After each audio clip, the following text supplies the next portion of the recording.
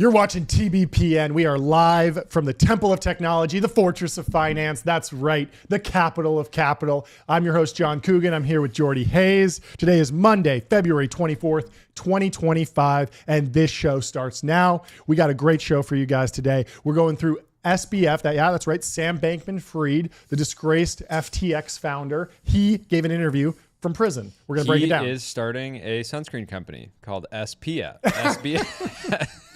He said he's been getting a lot of sun in the yard, and he needs like a better, and he wants to redeem himself by helping people prevent, skin cancer. I love it. We're going through Larry Ellison. He has spent almost $500 million on an agriculture startup that you probably never heard of. We're going to break it all down for you. There was also an insider's trading scandal at an investment bank involving Adderall. Very dramatic story. We're going to tell you all about that. But first, and of course we're going to the timeline, but first it would be Steve Jobs' birthday today.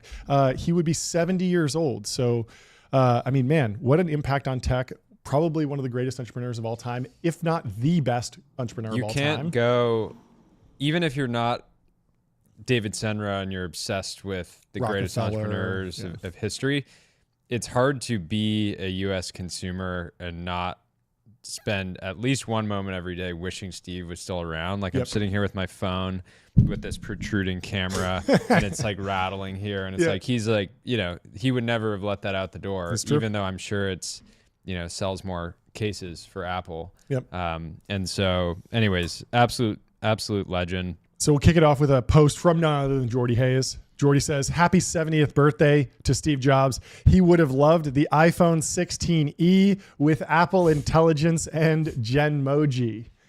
And people have been wailing on Apple Intelligence for a while. The Genmoji thing is particularly rough. Here's the thing with Apple Intelligence. Yeah, break it down. As bad as the feature is from a functional standpoint, it is valuable purely from an entertainment standpoint because the summaries that it does, like of one of our group chats in particular, are so funny that once a day you send me a screenshot. It's like this sort of, it's not like it's botched.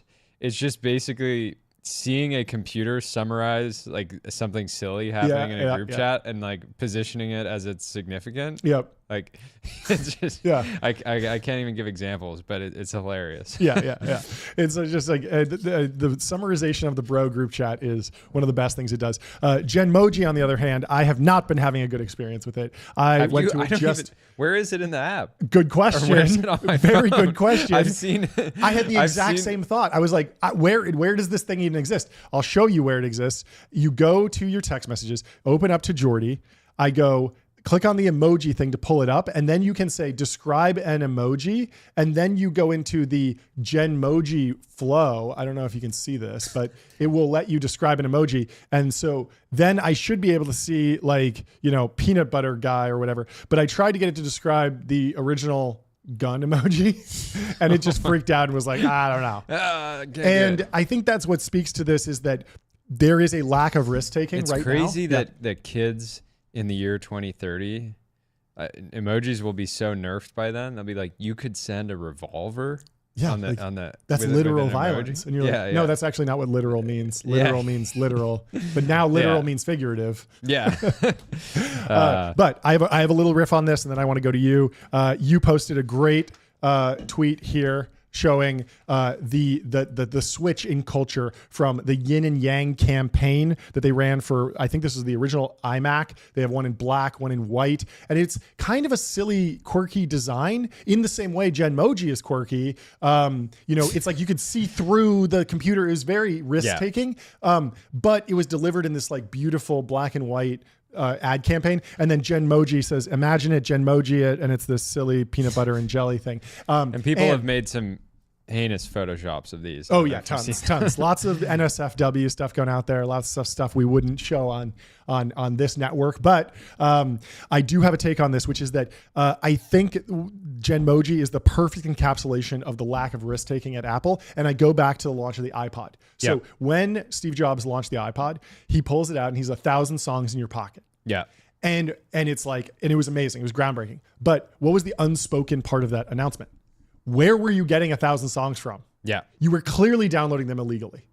Obviously, very few people, some people really did take their massive CD collections, rip them all legally, and then put them on their iPod. But for the vast majority of people, my dad would do that. Yeah. He'd be like, Jordy, yeah, I got this album. but this was during the Napster era, the Kazaa era. For the vast majority of people, they would download illegal music, put it on their iPod, and create playlists and stuff. And that's where it was. And then, but he had the foresight to know that the iTunes Music Store would eventually become so ubiquitous and so valuable, and Spotify would happen, and eventually the music would be legal. But he wasn't going to back down from this idea that legally we're not doing anything wrong, even though we are enabling piracy and making piracy like higher leverage, more enjoyable, basically. Totally. And so it was super risky. Now compare that to Genmoji. Like, if you give someone a tool to make a pistol emoji, they're going to do it. And Apple will like look bad. Interesting. But you have to give the user agency and let them do that.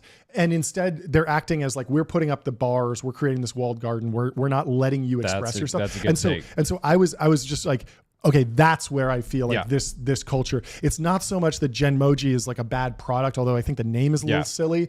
I can get behind that. It's that they have just changed from, we're going to let you do something a little crazy, a little edgy, but we're going to protect our brand. And the iPod, we don't remember it as like a piracy device. Yeah. But that's what it was.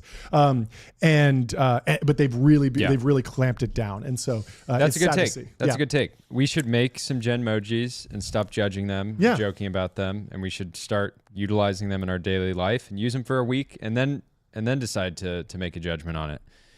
Are you making one right now? I'm trying, and it doesn't work. It says continue by choosing inspiration. Choose a person. Do a solid gold podcast microphone. Okay, let's see. Or actually, no, a white gold. Some descriptions may create unexpected results. And so continue by choosing an inspiration for the person in your Genmoji. So like, okay, I'm going to make like this guy, and I'm going to try and describe him as Mickey Mouse, and see if that works. And it's just very rough. It's just not smooth. And they could have just integrated a Mid-Journey style. Well, that's the issue with all of their new hardware is reliable, right? You have no doubt that the 16E is going to be easy to use. The new software that they're rolling out, Genmoji, Apple Intelligence, is just rough. It's not software that Steve would have rolled out. And that's sad, because Apple is his legacy and he deserves better. Yeah. But they're printing, and hey, I got a gold podcast microphone for you here. Okay. That actually looks like what I would expect a gold podcast microphone to look like. We'll need to share it later, but what's the other there. Mustache man that was when I said Mickey Mouse. And it asked me to pick a person, and that's what I picked. So you had said this before, AI and generative design is so not Apple coded, and that Apple is about pixel perfection. And and AI is about getting something that's 80% of what you wanted. At least in its current state. And so that's why you tried to make Mickey Mouse. And I guess my other critique is that like I'm kind of okay with them saying, look, there's this chaos going on in the generative AI world. We are going to delegate that to, hey, there's a ton of apps that we're allowing in the store. You can use Midjourney, you can use ChatGPT, DALL-E, you can go and generate images on Grok in the X app. And what happens there is fine. We're not really going to police it. But then I think Apple needs to be rock solid on integrating stuff that is safe. And what I mean by that is the fact that their text-to-speech engine is terrible still. I should be able to go to any website and instantly click, read this to me, and it should read it to me in a great voice. And there's no reason why they can't just integrate. They have a better voice model. They just haven't integrated it everywhere. And it's just slow product movement. Yeah, it's interesting how the failure of Siri, like let's call it what it is. That's a failed product if it's on every iPhone and none of our friends use it, right? Who are much more likely to want to adopt new products and sort of be at the cutting edge. And maybe we're not the customer. Maybe the customer is elderly people that don't know how to use their phone and they're just using it to Google. But even if you look at the text to speech to text, it's also bad. Anytime I get a text that just like seems like is this person drunk? Yeah. It's because they were using the like speech to text because they haven't model. integrated the latest Whisper, and Whisper's an open source model that they could have cloned. Yeah. You know, they could partner with 11 Labs. They could buy 11 Labs. They have plenty of money. And so, I mean, when I poke fun at Apple, because I've had a bunch of posts now kind of mocking them to some degree, the F1 post where I'm like, stop, doing this Genmoji stuff. Just commit to being a scaled brand and buy an F1 team. Yeah, like that would make me like Apple more than your Genmoji garbage. Totally. But I do that because in a small way, I want to play my part in Apple returning to the company that it was. 100%. Right? It used to stand for creativity and inspiration. And it was a brand that when they did a campaign, you actually cared. Yeah. It's out of love that we're critiquing. Yeah, it's out of love. I do genuinely love the products. I grew up using Apple products. I didn't use a PC until I was like a teenager. Like actually, and I was felt PC blessed. Master Race all the time. Yeah. Gaming, building NVIDIA cards. I just grew up Macs all the time. I grew up with it, and it's my probably favorite product company ever by a long shot, and I love it. And they're just running it. They're running it into the ground. It's also just remarkable that they were able to create a brand that has the same vibe and affinity as like a Nike. It really is the Nike of tech, but tech is so boring and not aspirational, as opposed to Nike. It's like, you put them on Michael Jordan, your brand's going to be great, right? Yeah. But it's harder to do that with any tech product. And every kid that grew up, obsessed with Apple now, I think of people like Jordan Singer, Brandon Jacoby, these sort of incredible, some of the best designers of their generation. They all are sad about the state, like genuinely sad, and well, hopefully something changes. But in the meantime, let's move on to the other hyperscalers. There's a bunch of news. Microsoft has canceled leases for AI data centers, according to analysts. And so there's a post here by Luke Metro. He says, Jevons paradox, bros. What do we do now? Very sassy from Luke. We love to see him on the timeline having fun. I'll read a little bit of the analysis. So for context, if you didn't catch our episode last week, we were talking about Satya going onto our Kesh podcast, talking about how his model for AGI is just 10% GDP growth, and that's kind of what he's anchoring around, and how he uses AI as a thought partner. He also is very explicit in that he was extremely explicit in that he's excited to be a leaser of data centers. And so having him go on this podcast, which he knows is going to set the narrative for Microsoft, right? Yep, totally. Every analyst that's covering Microsoft is watching that. Every media, like legacy media outlet that's covering Microsoft is watching that. And so he's going on the podcast saying one thing. Meanwhile, the timing, I'm sure it was somewhat random, but the timing of like a few days later it coming out that he's actually, getting out of leases. One of the things, just to potentially give him some credit, is I forget the CEO. There was a CEO on 20VC talking about how everybody's treating data centers development as real estate, where it's like, hey, let's just build this building, and then it'll just kind of it'll lease, and it's sort of passive. And his point of view is that a lot of people are treating data center development like real estate, and that's leading to people undelivering on, they raise $100 million, build a data center, but then they actually don't have the technical capacity to operate it efficiently. Or he was saying I wish I remember this guy's name. He was saying there's a 90-month lead on generators. So if you want to get generators to power your data centers, good luck, right? And we talked about the transformer shortage. Yeah, the transformers is a big one. But anyways, that you could imagine that there is a scenario where Microsoft had committed to leasing data centers that were not delivering, and they knew that, and they said, we're getting out of this deal, and then the market reads that as, oh, there's an oversupply, like they're done with CapEx, they're not in Stargate, and what happens from there. Do you remember what happened with Goldman Sachs in 2008, right as the housing bubble was bursting?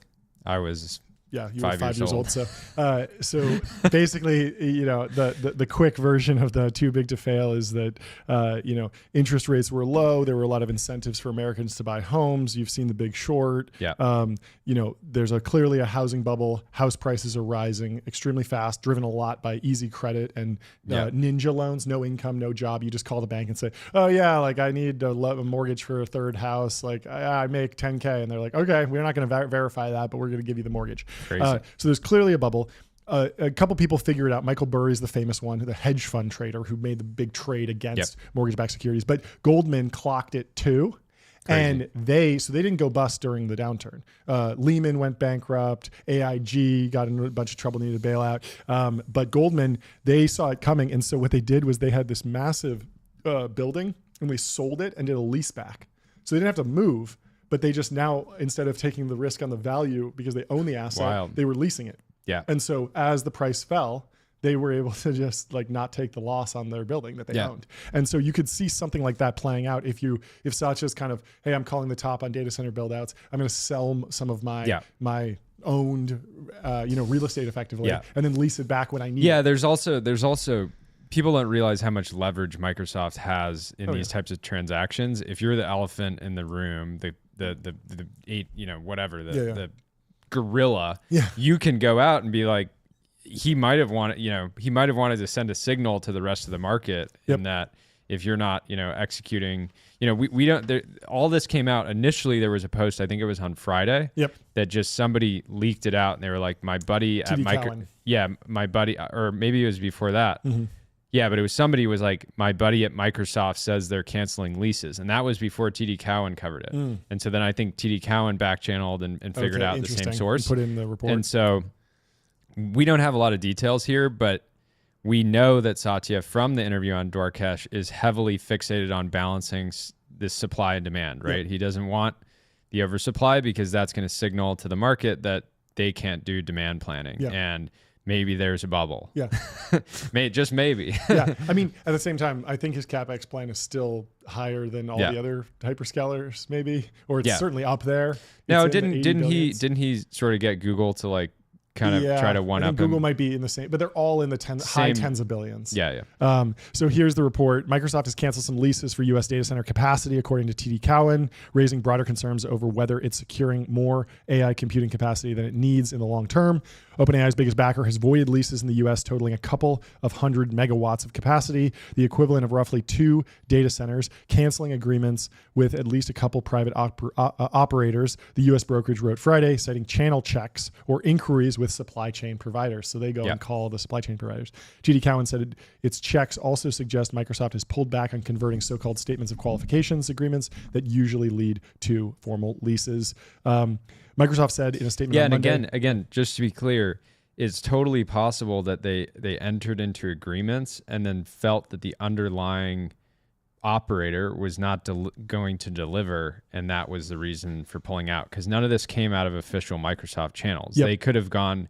It's possible that they were basically front run on the story, and they would have released something that basically said to the effect of, we had entered into a long-term lease. The operator wasn't going to have their generators or transformers for years, and we pulled out of it because we can...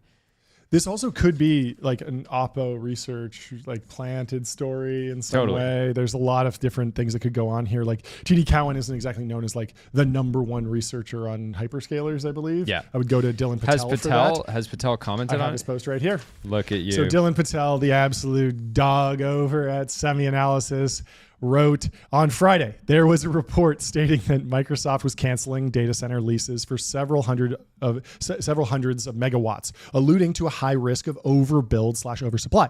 We discussed this back in December in our data center model, where we track every individual data center. Let's break it down because it's quite silly. This was months late info, probably from PTC.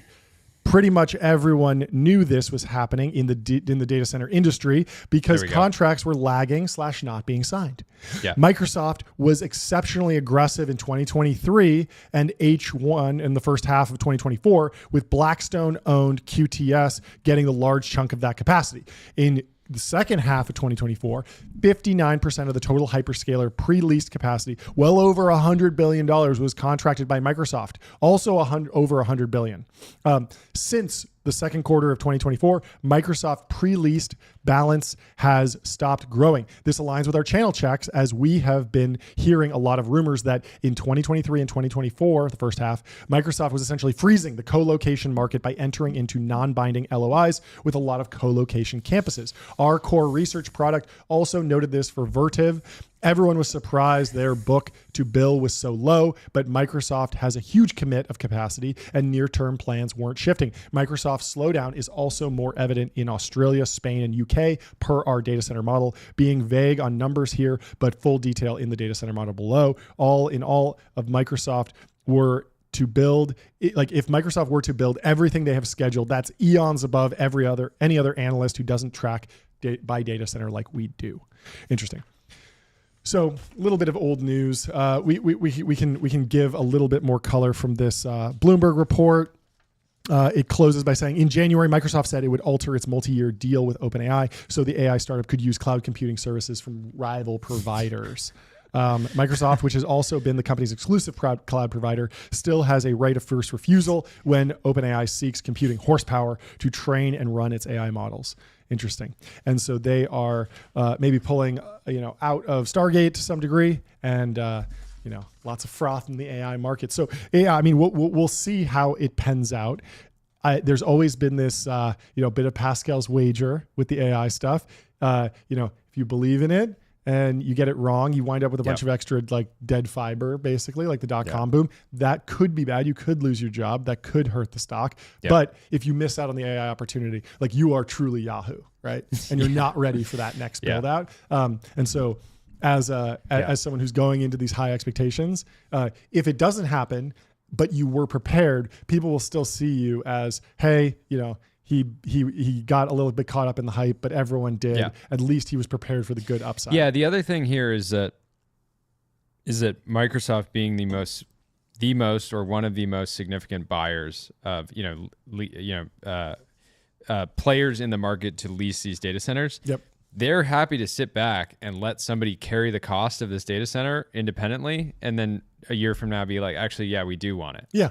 Because there's going to be a bunch of people like that are just kind of sitting on their hands, waiting for a hyperscaler to come around and say, yeah, we want it. We'll actually take the space. Yeah. And the other thing that I think is now real is that if Elon has shown you can build a 200K GPU data center in a year, if you're aggressive enough, if you're Google or Microsoft, you have to be talking to your sort of data center operations team and saying, hey, this is the bar now.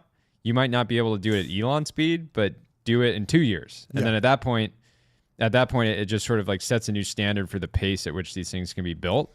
Yes and no. So the hyperscalers all made serious ESG commitments years ago that are effectively binding in the sense that they put them into their, not necessarily corporate bylaws, but they made solid claims around their ESG complaint. And so XAI has not made those ESG plans. And so they can say, yeah, we're going to tap the natural gas plant, and then we're going to bring in extra generators that run on diesel. And then, we're going to use Tesla battery packs, and we're going to use solar panels, and we'll use everything. Versus if you were Google and you were saying, look, all we do is just search. We just query a database when someone says, what's the recipe for pasta or whatever. And then they just go look it up. And that's not as compute intensive as AI. Obviously, we know this. Yeah. And so, it was very reasonable back in 2019, pre-LLM and pre-really huge AI models to say, yeah, we'll totally be able to get this to net zero. And so, what's going to happen? Are you all of a sudden you're going to need a 1 gigawatt facility? Yeah, right. No one believed in scaling. Yeah. So they weren't scale pilled when they rolled out those ESG mandates. And so now they're kind of like, hey, maybe we'll lease from someone that doesn't have the ESG mandate, and then that will help us. Is there no look through there though?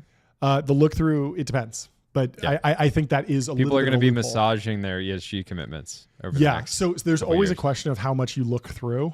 Apple has been probably the most aggressive with like ESG transparency, where they will go and say, okay, we're going like 3 levels deep, and it goes deeper the more severe it is. Like Apple will go like 2 or 3 levels deep on like the human abuses, right? Like they really want to make sure that there's not child labor in some aluminum that then gets transformed into aluminum sheet that then goes into an aluminum bar that then gets turned into a chip that then gets turned into Apple credit for that. Yeah, they really want to go like 6 levels deep because it's really bad for the brand, and obviously it's bad for humanity if you're allowing that stuff. But it's a little bit different when it's just like, okay, the mix of energy that went into this model that was delivered on Azure was like, maybe trained with some, like oil and gas flaring or something like that, which oddly, like the peaker plants at these natural gas plants, they can be actually carbon negative because it's stuff that would have burned off and gone into the atmosphere, but then it's being captured and turned into data center training. And that's kind of the Crusoe cloud model. Anyway, let's move on to the new executive order from President Donald Trump. And we have analysis from Aaron Slodov, friend of the show here. He says, this new executive order is a big deal and can supercharge U.S. manufacturing. It's the America First investment policy. It's a direct path to exascaling our industrial base, an idea I laid out in my Techno-Industrialist Manifesto. Here's how it drives American reindustrialization. It says, first, it creates a fast-track process for allied investment in critical sectors like AI, semiconductors, and advanced manufacturing. That means billions in fresh capital for new factories, strengthening the capacity layer that underpins real-world production. The policy also expedites environmental reviews for projects over $1 billion. That's great. Slashes red tape so you can move quicker. Crucially, it restricts adversarial investments in U.S. tech, farmland, and infrastructure. It further deters U.S. money from funding adversarial industries, notably China's military sector. This nudges capital back home. In my manifesto, Aaron argues that reconnecting tech with manufacturing is the key to renewed prosperity. Exascaling factories, advanced robotics, and a skilled workforce can't thrive without the capital and policy support this order provides. Imagine factories that manipulate matter at blistering speeds using AI, automation, and advanced machinery. The big picture goal here, outproduce our rivals, protect national security, and spark a manufacturing renaissance. For years, the post-industrial myth drained our manufacturing talent. Now we have a chance to reignite the spark. This EO is a potential catalyst.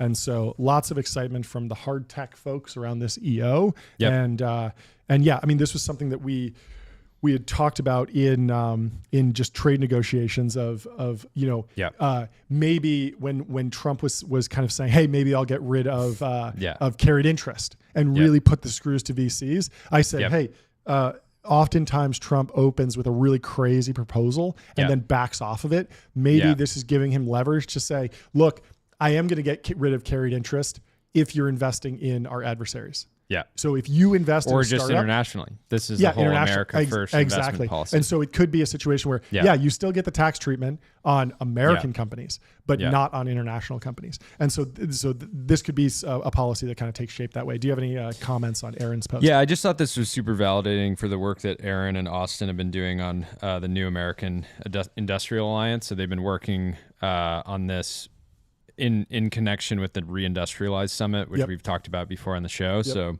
yeah, they were super early here. People like Josh Steinman were super early here. All of this stuff, and this is why a lot of these guys were very excited about the new admin. Just given they felt like JD Vance, if you look back and the topics that he's cared a lot about, American manufacturing, bringing back jobs that were taken overseas.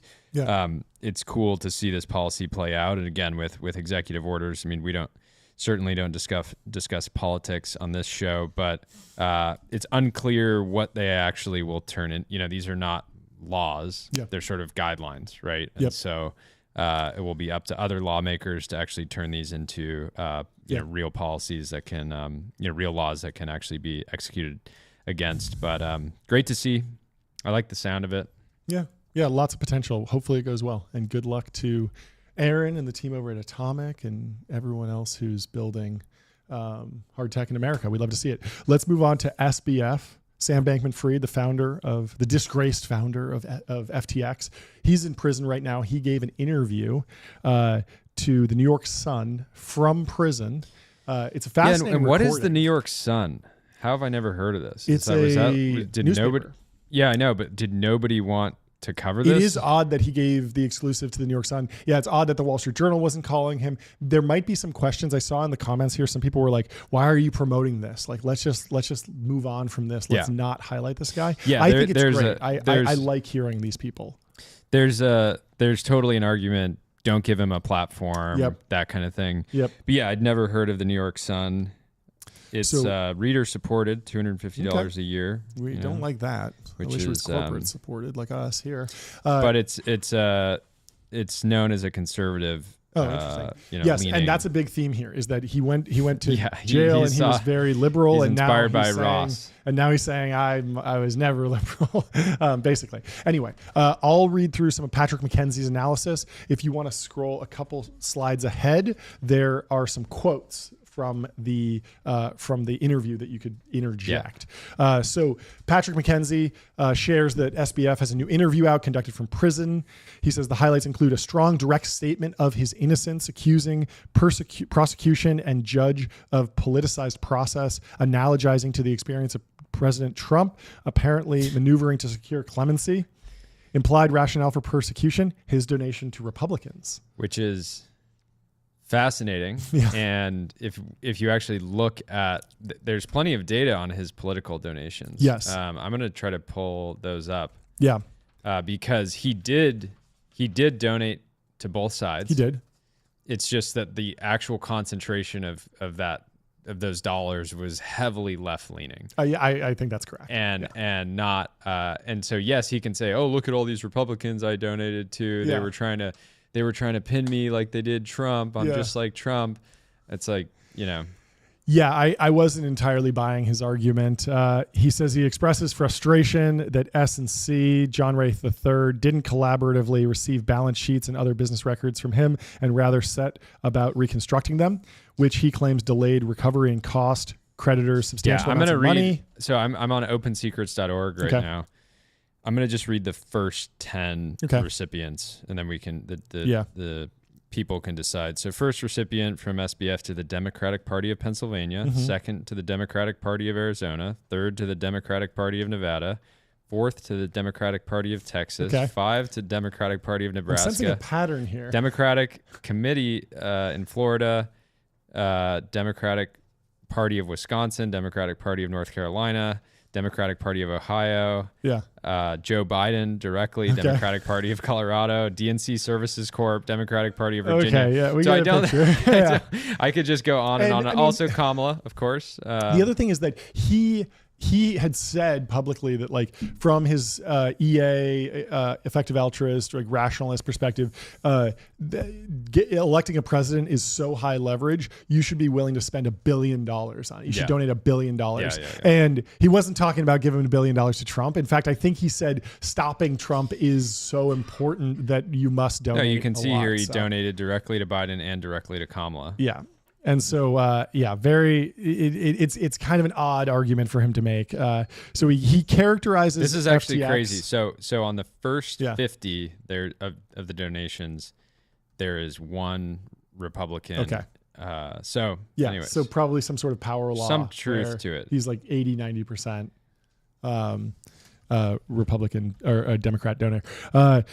So he claims that FTX US was entirely backed one-to-one by deliverable assets denominated in the same fashion as customer deposits. FTX International as being levered. 80% of users use leverage features, but solvent at all times with a solvable liquidity problem in November of 2022. So if you remember this, he was saying, like, look, there's been a run on the bank. We're insolvent, but we have the money if we can liquidate other positions. It's just going to take us time to liquidate other positions. Yeah, and to his so he was big into companies like Anthropic, right? And so if he had been able to hold on for another year, he would have been able to presumably sell a large, and he benefited from huge markups in that position. But again, they were not like, we got to put them in the true zone here. Yeah. If there was a solvable liquidity problem in November, you're only as good as you can. The assets are only as valuable as you can liquidate them. Yeah. Like if you're there's in a reason that super banks, illiquid problem. Yeah, there's a reason that banks aren't saying, "Oh, it's great, you've got all this Series B startup stock. I'm totally going to give you a $10 million mortgage." Exactly. That's a great analogy. He seems notably better disciplined than previously about quickly dancing away from questions, which, if answered directly and honestly, would be damaging to his interest. So he's getting better at actually storytelling here. The unambiguous allegation, without naming the unambiguously identified parties, that Salame was sentenced to more than his 3 confessed co-conspirators combined because of his political affiliation. Decisions to cooperate or not, probably more load-bearing there, methinks, says Patrick McKenzie. Anyhow, it's a remarkable document which caused me to update negatively on his candor, which is saying something. Yeah, so it's interesting that Patrick, who's highlighting this, and I believe that Patrick was one of the people that initially was pretty vocal in November of 2023 when this was all going down, because he's had a history doing highly regulated fintech products at Stripe, right? So like the opposite end of the spectrum in terms of ethics and values and long-term thinking and sort of being able to take some amount of risk, but not with customer funds, and the thing at the end of the day that I feel like is just so important to highlight over and over is SBF was operating a hedge fund that traded against his users at FTX using their own money. That is objective, right? He can say, oh, they were different entities, but they were set up in the same place. It was more or less the same group of people. And there was a backdoor. And I don't know why. I remember when, there was a number of things when they were watching their rise, right? I was building a fintech company at the time. I used both, fiat and digital assets, right? I was working with companies like Bored Ape Yacht Club was our highest profile customer, and they did their sort of $4 billion seed round on our platform. So I was doing this. Wow. Meanwhile, SBF is going, yeah, we have 5 engineers at FTX, blah, blah, blah. I'm like, that doesn't make any sense. I have like 7 or 8 like amazing engineers, and there's way too much to do. Like, you can't hit that. So there was just so much sort of going on at this time. Yeah.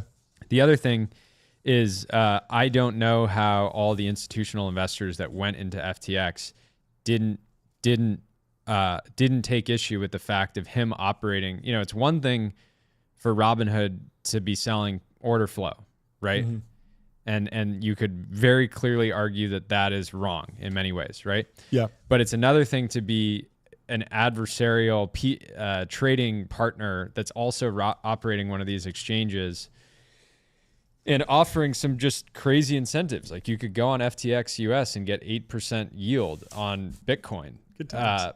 For presumably because they wanted to acquire deposits to trade with and just be like super degenerate. So like the yield was them being degenerate. Yep. And so, to give Andreessen credit, they were in Coinbase early. That was like their big, position from, I think, like their 2017 fund.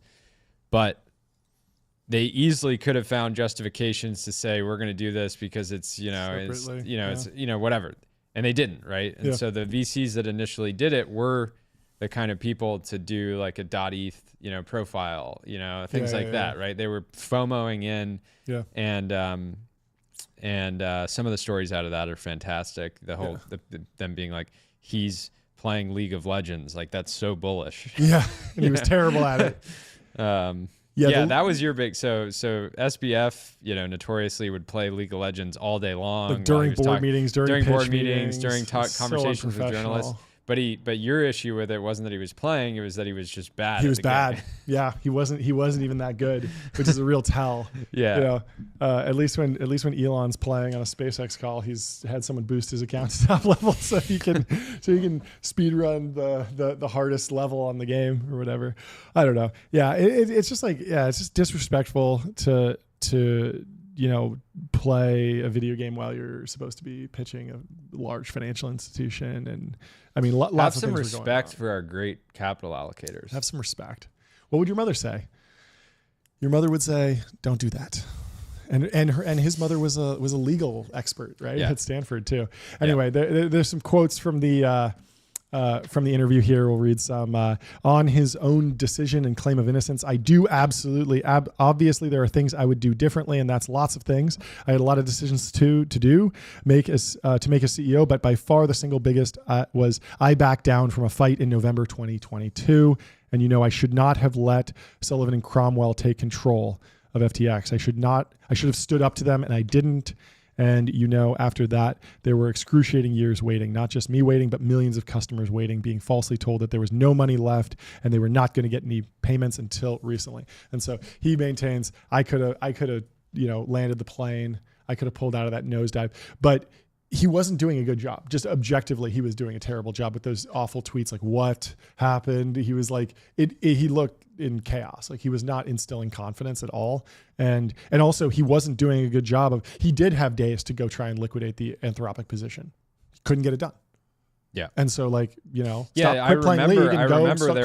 remember there was, they were trying to fire sale. Yeah, positions. And they were trying to fundraise and stuff and shore up the balance sheet and do all sorts of stuff that you do in a banking crisis. But it was just too much of a mess. Yeah. And it was not run like a proper financial institution. And so, highly risky. Don't recommend it. If you're looking to invest and actually take it seriously, we recommend public.com.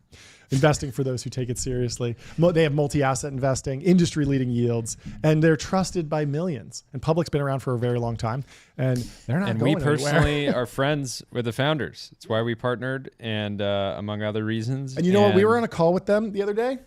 Guess what? They weren't playing League of Legends. Boom. They were engaged in the conversation. I could see them because they had a very nice conference room. And they weren't even on their laptops. They were present. They were locked in. We had eye contact. Yeah. And this is valuable. And so Leaf from Public says, this is great, 100% agree. A quote about Palmer Luckey, which I thought would be fun to highlight on the show here for you. At some point in business, in life, and in romance, you have to commit to a path, said the 31-year-old Luckey. A lot of my peers in the tech industry do not share this philosophy. They're always pursuing everything with optionality. Oh, I need to be able to raise money from anybody. I need to be able to sell my business in any way. I need to have liquidity in any way. I need to make sure that I'm not closing myself off to future romantic partners. I need to make sure I've got my options open. I need to make sure that I'm not going to buy a house and settle down in one place and lock myself down. Oh, having children? I don't know. Maybe I'm not ready to commit to that path. In keeping their options open, they ensure that they're going to jump from option to option. If you don't commit to a path, you are going to fail at it. You have to commit to it to make it work. And I think marriage is the same way. You just have to commit to it. You have to say, this is the path I'm on. For better or worse, I'm going to double down on it. The one thing money can't buy, said Luckey, is people who liked you before you had money. I'm very lucky that I met my wife back when I had literally nothing. When we met, I had less than $300 in my bank account. I probably should have married her when I was 16. Looking back, I think that's probably my radical belief. And I love that Leaf is sharing this. I think it's a great post, and I think it's a great message. That resonates. I met Sarah. Yeah. And it was early in Branded Native.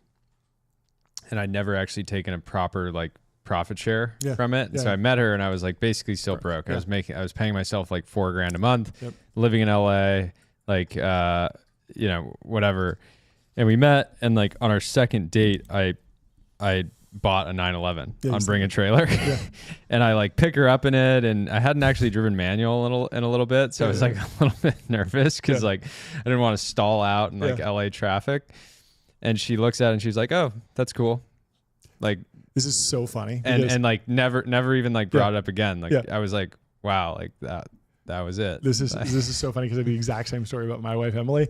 Early Soylent days, $5,000 a month, making a little bit more than you, I guess. That extra $1,000. That extra $1,000 went a really long way. My mom had retired and bought a Boxster. So I borrowed that. Nice. Took her out. Same thing. Who cares? I didn't know your mom was a legend like that. Oh yeah, manual. No way. It was fun. It was fun to drive. That's cool. Yeah, you take that thing out. It was fun. Fun for me. Yeah. The girls don't care. But yeah, I met Emily back in high school, and we went off into different colleges, but then reunited, and it was great. And went the distance, committed very early, and I think it was good. And you just keep. No, keep it's building. a real this kind of thing. The idea of meeting, if you become super successful before you meet, your significant other, that 100% is a factor. Women are analyzing their life partner based on, in my situation, it was entirely potential. I was like, for her, it was like the greatest angel investment of her life, because she's basically saying, I'm going to bet my life on this person. I hope that it pays off. And same thing for Emily. It's fantastic. So, anyways. Get inspired, get on Public, create an account, move your assets over. Linking it back to the ad. This is why artisanal ads. None of this is AI generated. Yeah. Well, let's move on to a fantastic post from David Senra over at Founders Podcast. He's sharing some insight from Larry Ellison. Larry says, life is the only miracle. I don't waste a lot of time. I work intensely on things I care about, and I spend my time with people that I care about. I do what I want with my time because I know there's not much left of it. And Larry Ellison is 80 years old, I believe. He looks fantastic. I think he's got another 40, 50, 60, 80 years left in him. I hope he's around forever. I'm a huge fan. He's aging the best out of the tech titans by a long shot. Oh, yeah. I'd like to see him in some Bottega, like Bill. Bill. Yeah. Good old Bill Gates. Anyway, there is a story about a $500 million quest he's been on to change farming that I think a lot of people weren't even familiar with. So I wanted to do a little deep dive.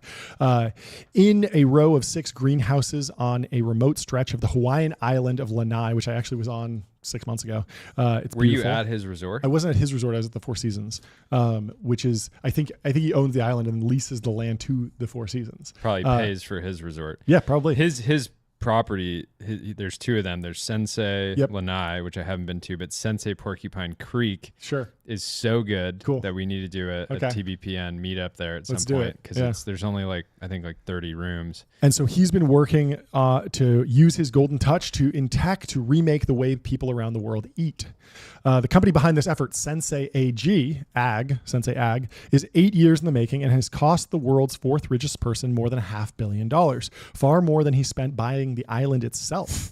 Early on, Ellison touted cutting-edge technology that would modernize agriculture, make a big impact for society, and eventually help grow food in places such as Africa. The billionaire has told executives he sees the project as part of his legacy. So far, it's mostly been a bust. So a little bit of a hit piece here from the Wall Street Journal, Tom Dotan. We might have to put you in the truth zone. Maybe there's something here. But, these things happen all the time. People who are rich invest in crazy stuff, crazy ideas, and crazy ideas don't always work out. And it's good. And who knows? It might be too early to write this one off. So let's break it down.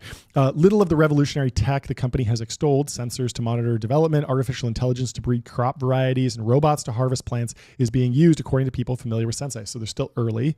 The company has been beset by problems typical to tech startups, including executive changeovers, shifting goals, and bad Wi-Fi. They need Starlink out there. Yeah. Call the buddy Musk. Fix it. Yeah, they are boys. They're boys. Musk texts Ellison being like, "Are you good for $2 billion?" Yeah. Or are you? He's like, really? I remember there's this text exchange where he says, "I almost printed it." He says, "You should invest in the Twitter buyout," and he goes, "Okay, sounds fun. Yeah, I'm in for $1 billion." And then Elon goes, "Well, really, you should do like 2. I think you should do 2."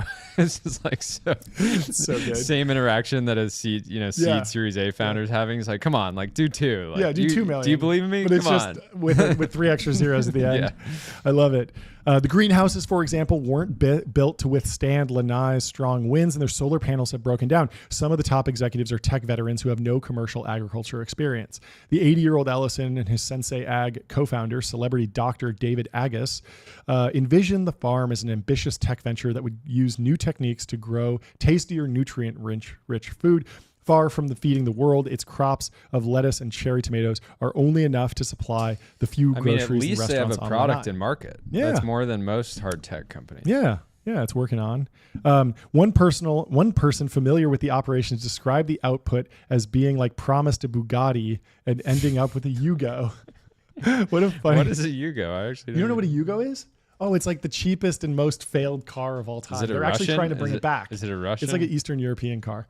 Yeah, it was, I like famously this car. flopped. Yeah, so This they're trying car to. There's a guy who's trying to bring it back. He designed it, and he's going on a world tour with the original Yugo. I to just have a promote it thing and maybe for raise money. hatchbacks. Yeah. Although the farm has little to do with Ellison's core business, software giant Oracle, the tech mogul has called the project and the island more broadly part of a grand experiment in sustainability.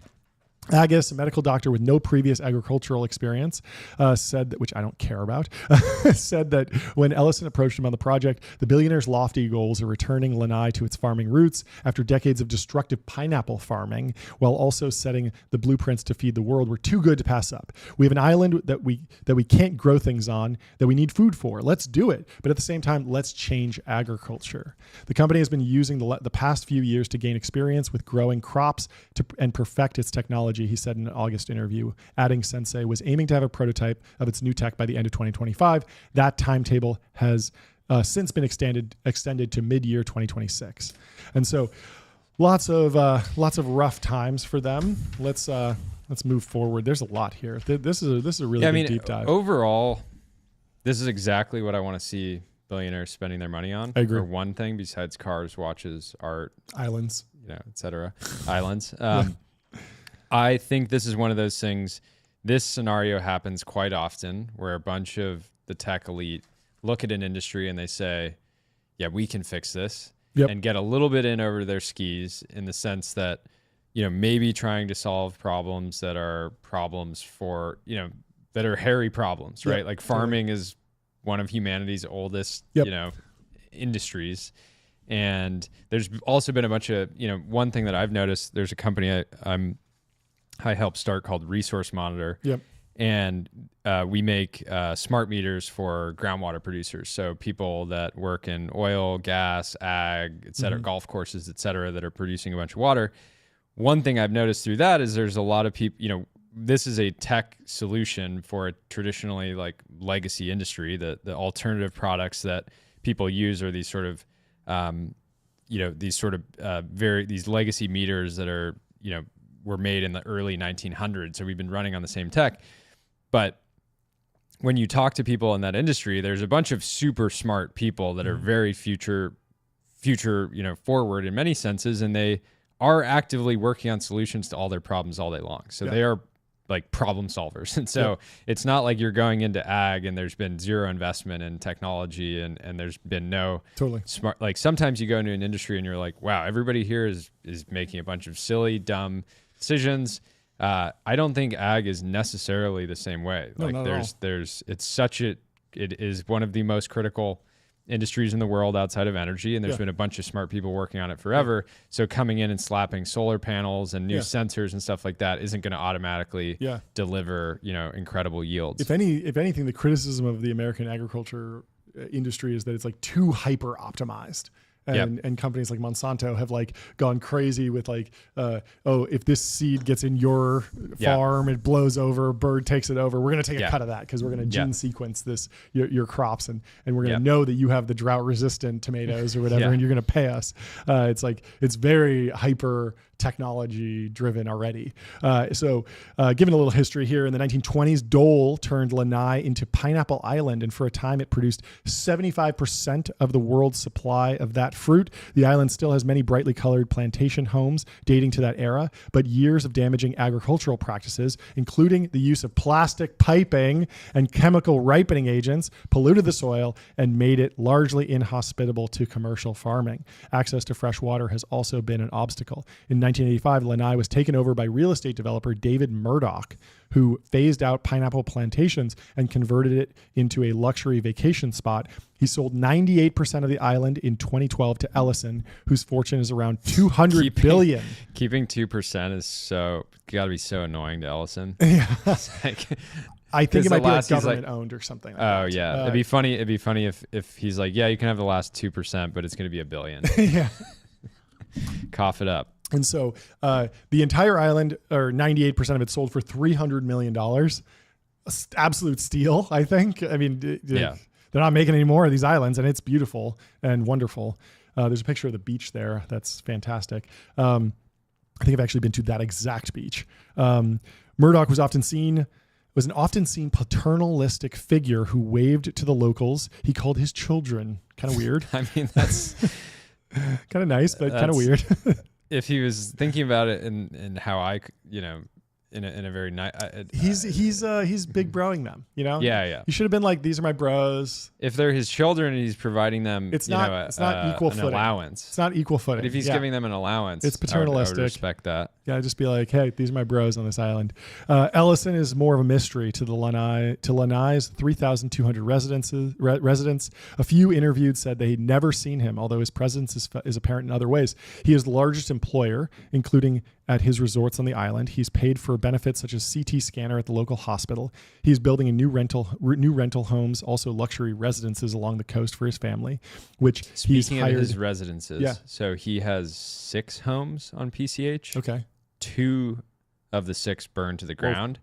And apparently during the LA fires, the firemen basically put up a line at the second home and said, not another one. And they just made sure that the others stayed standing. So it's crazy. He also owns a tennis club in Malibu. Oh, I didn't know that. The billionaire whose son and daughter are both in the movie business rebuilt a century-old theater that boasts it as the crown jewel of theater experiences in Hawaii. He's also rebuilding the long-shuttered bowling alley and planning a dessert bar for the snack menu. He's having fun. Let's go back to Sensei. Greenhouse versus Wind. Ellison hired an Israeli firm to produce the greenhouses, as suggested by his friend, Israeli Prime Minister Benjamin Netanyahu. That's so funny that he's just like texting with his bro. That's crazy. Who literally runs Israel, and he's just like, who should build these greenhouses? He's like, oh, I got a buddy. Yeah. Some company here. This is what we said. Got to have a guy Israel for it. is considered a leader in greenhouses. The structures were designed for that country's desert climate and weren't built to handle Lanai's humidity. And so Lanai has gusts of up to 80 mile per hour winds. It's actually very hard to land there with the planes. There's a lot of times when it's like, oh, you can't get there. Like when we went out there, we couldn't get there the first day and we had to stay on the big island the first night. Wow. The winds blew the roofs off the greenhouses multiple times. Ellison said the structures would cost $12 million, but they wound up costing $50 million. So yeah, I mean, this is the part of like being in founder mode is hard when you're also the founder of Oracle and you're also, and that's just like 90% of your mind share because it's 90% of the value. It's all this scenario where by Ellison making this his personal project, trying to make it a business, but simultaneously saying that it's his personal project that he feels is part of his legacy. It warps economic reality to the point where no other farm in the world outside of some mega monstrosity from Monsanto is going to spend $50 million on CapEx at a small farm. And it's like, if you're already a celebrity doctor, you're boys with Ellison, you're probably super rich. There's so much money flowing into this company. You're going to be taking like a cushy salary. Like you put one of the Gundo bros on this, like they're going to be out there in the 80 mile an hour winds with like duct tape and a spot welder, like making sure it doesn't fall apart. Making content out of it. Exactly. Using it as a viral moment. They were afraid. See, the issue here is they're getting a hit piece from the Journal. Augustus would have been holding it together. Holding the thing. I have the mandate of heaven. I have the mandate of heaven. 100%. And that's what you don't get with, like some young kid who's just willing to do stuff. This is effed. Let's get out of here. We'll come back. Yeah, we're going to the resort tonight. This is too crazy. No, we're going to Nobu. Yeah, we're going to Nobu. They have a Nobu. The thing about Ellison, he's, I think, a major investor in Nobu. Okay. He owns, I think, most of the Nobu. There's a Nobu building. at the Four Seasons on Lanai. Yeah. That's what's great about Sensei. It's probably half the price as Amman. Yeah. But every restaurant on the property is a Nobu, so you can be playing golf, drop into the little golf shack, and it's a Nobu. It's so wild. There's some other great quotes in here about Ellison and his boys. Ellison frequently took friends and other favored guests at his resort on tours of the indoor farm, including former British Prime Minister Tony Blair and actor Robert De Niro. Nice. So he just brown out with Bobby De Niro and Tony Blair and being like, let's go tour my farm. He routinely went through the greenhouses, picking tomatoes off the vine, offering them to guests and eating them unwashed, despite having been told they weren't organic and had been sprayed with pesticides. On a tour with Blair, Ellison offered him the unwashed tomatoes. Dog. He's a junkyard dog. Look at him. Trump. He looks amazing. He looks amazing. He's eating these pesticide tomatoes. Yeah, that's the secret. Fresh pesticides. It's the midwit meme. The genius and the he's and probably the, got and the dumb he's guy. probably got cans of canola oil. Yeah, that he's cracked just open. chugging. Meanwhile, the midwit's like, I can't have any pesticides, no microplastics. Ellison's just like, feed me anything, I'm fine. Blair declined to eat the unwashed tomatoes. He's like, I'm good. Actually, no thanks. But we'll see. We'll see how Tony Blair looks at 80. Maybe Ellison's got him beat. I'm looking it up right now. Sensei acquired facilities in Vancouver and Ontario for almost 3 million square feet. The company bought them from cannabis companies as that market crashed. But the needs of a marijuana grow house differed substantially from a greenhouse for other crops. Cannabis needs special lighting and segregated rooms. Interesting. And so we'll close out here. They have a software focus. Sensei later sold off the Vancouver acquisition. Overall repairs and retrofits of the Canadian facilities cost around $200 million. That is so much to burn for early stage hard I need to tech. see the P&L. I know. It's just so easy when it's like, oh yeah, like $200 million. I have $200 billion. Yeah. That's the equivalent of like a $50 million fund hearing about a company burn 50K. It's like, you spent 50K on a facility, like, oh, whatever. Being one of many produce suppliers on Lanai has to be about, I would guess, maybe a 500K. Yeah, nothing. Maybe There's 3,000 people seven there. maybe seven figures if you count the guests and like the just the markups high on volume. that stuff. Yeah. But still, that's a pretty gnarly looking P&L. Apparently the box lettuce market, so what they do is they grow lettuce indoors, and there's been a bunch of these vertical farming startups and indoor farming startups, but box lettuce is a saturated market, and most people, when they go to Erewhon, they just buy the Erewhon version of box lettuce, or they go to Trader Joe's, they just buy the default. Very few people have been able to build a brand around particular like prepackaged produce. It's really, really hard because you look at it and you're just like, that looks like a tomato, like anything else. Like, do I really care?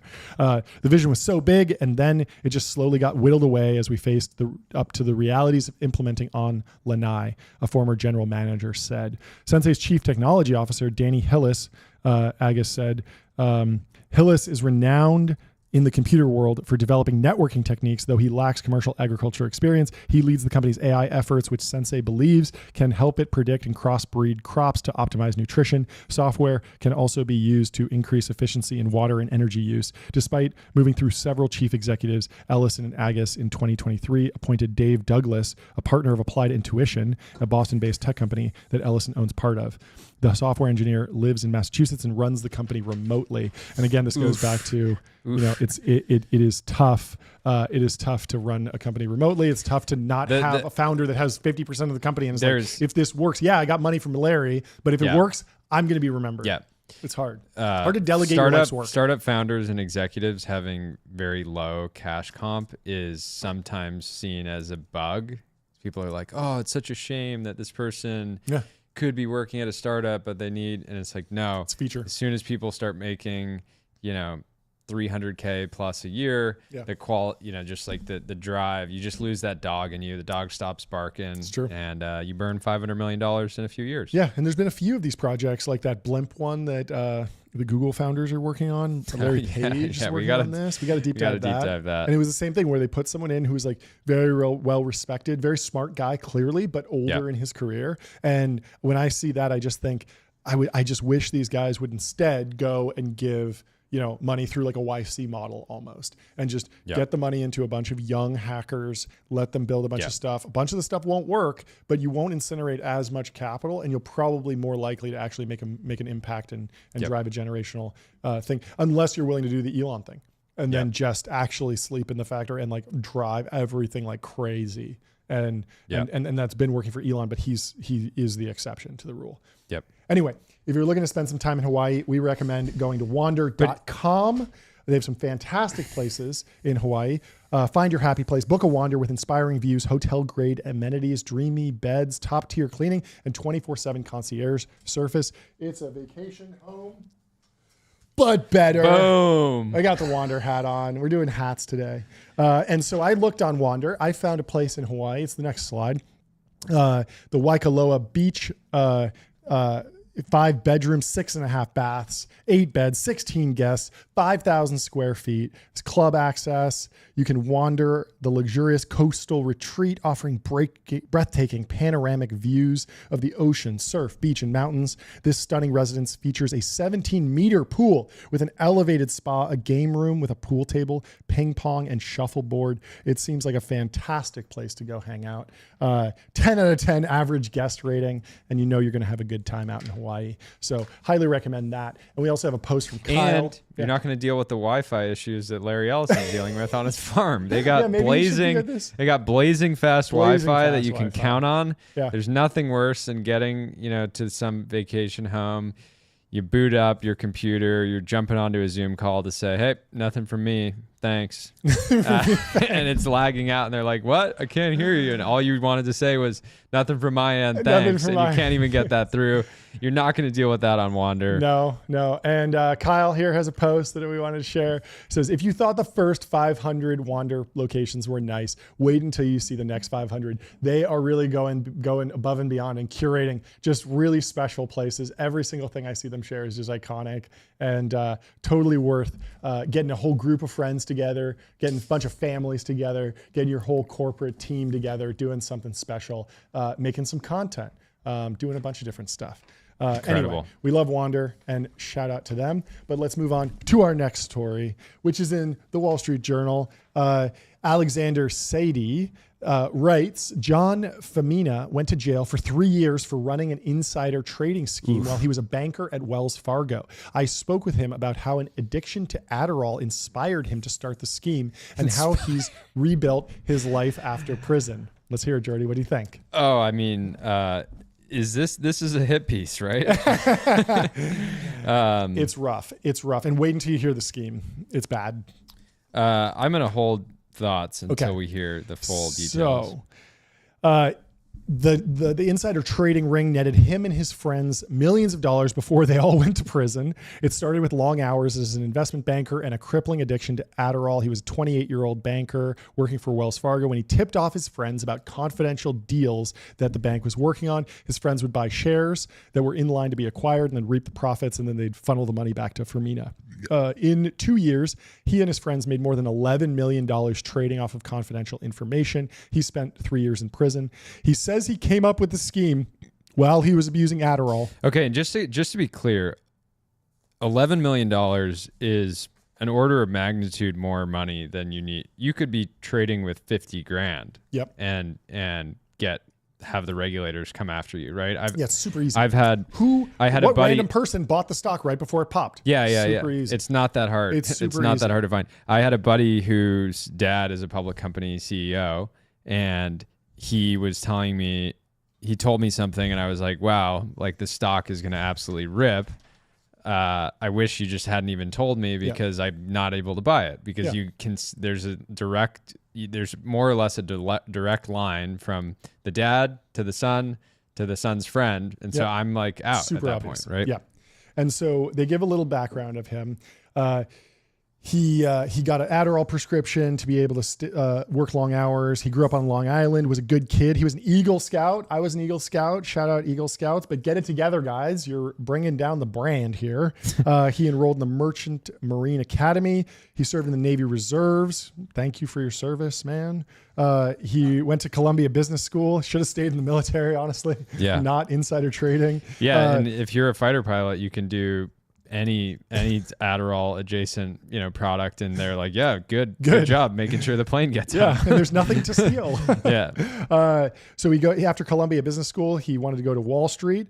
So he started working as an investment banker in 2009, first in North Carolina, then New York City. The hours were immediately difficult for him. He said he was a PowerPoint jockey doing the grunt work from 9 a.m. to midnight, at least 6 days a week. And we can get into what you should do if you're stuck in that role. The answer is delegate.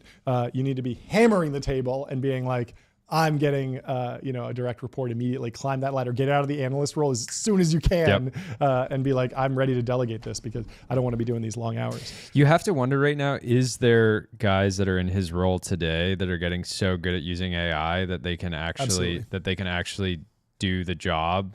Well, I mean, even you wouldn't want people like the whole thing, the culture there is if people knew you were getting your work done in 4 hours or 5 hours, they would just give you enough work to get back to that point. So I don't know if there's a tangible benefit for the employee as much as the firm.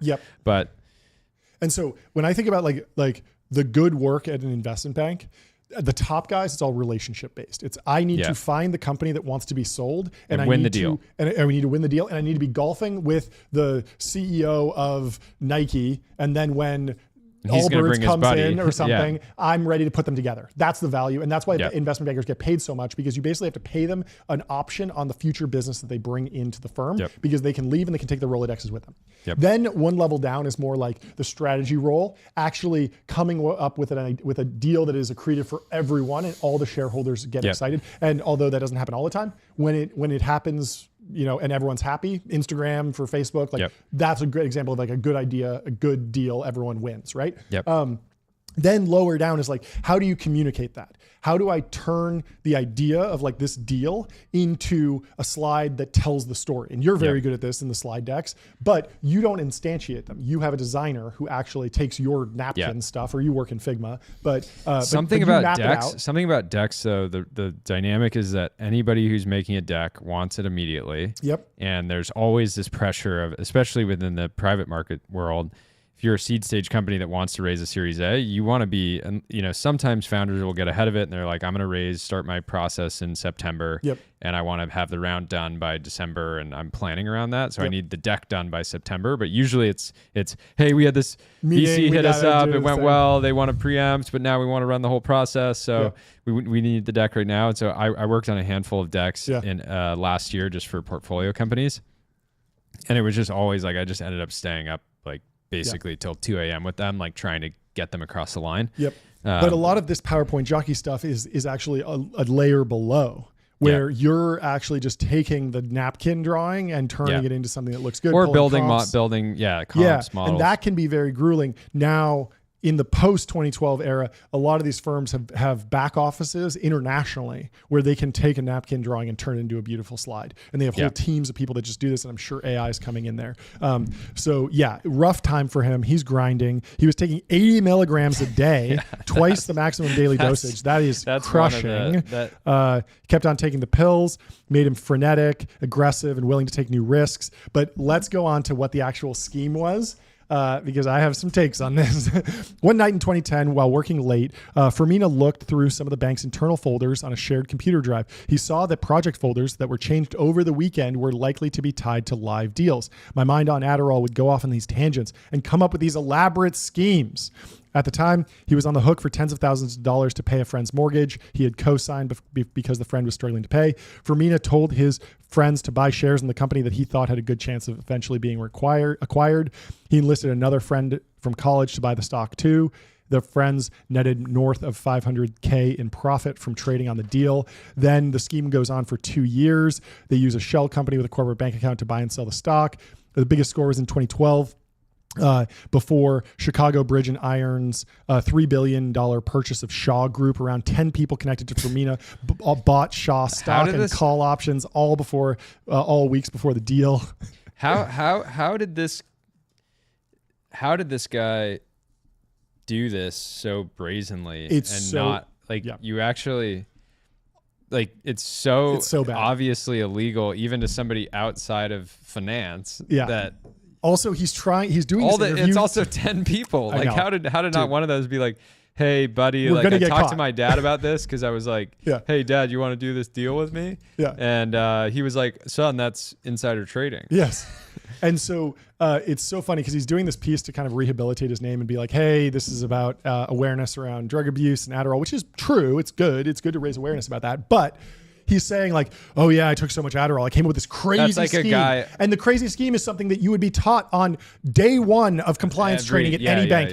Hey, if you have material, non-public information and you give it to someone else and they buy the stock and then they pay you for that, that's obviously insider trading. It's not like he came up with some elaborate scheme. He's like, it's like a meth addict saying, I went and stole a bunch of catalytic converters. Like, it was the meth. Like, it's genius. It's scheme. It's not even a scheme. It's just vanilla fraud. It's just vanilla. It's like this. when I was on the meth, I thought the catalytic converters were Pokemon. There are crazy schemes where you could figure out that like, oh yeah, like, you know, this signal links to this and this signal. It's like, this is just, you had information and you just gave it to your friend and they just bought the stock. It's like, there's nothing crazy going on here. It's so ridiculous that he's framing this as like, oh, I came up with this while I was on Adderall. Like, no. This is wild. After the announcement. Yeah. So that when they did this big deal, 10 of them all go in, they make $7 million. After the announcement, Femina's childhood friend and the friend's girlfriend wired more than $1 million to a precious metals dealer in Manhattan to buy 550 gold bars. It's like so obvious. They flew to Las Vegas the next day and laundered more than 100,000 through a casino.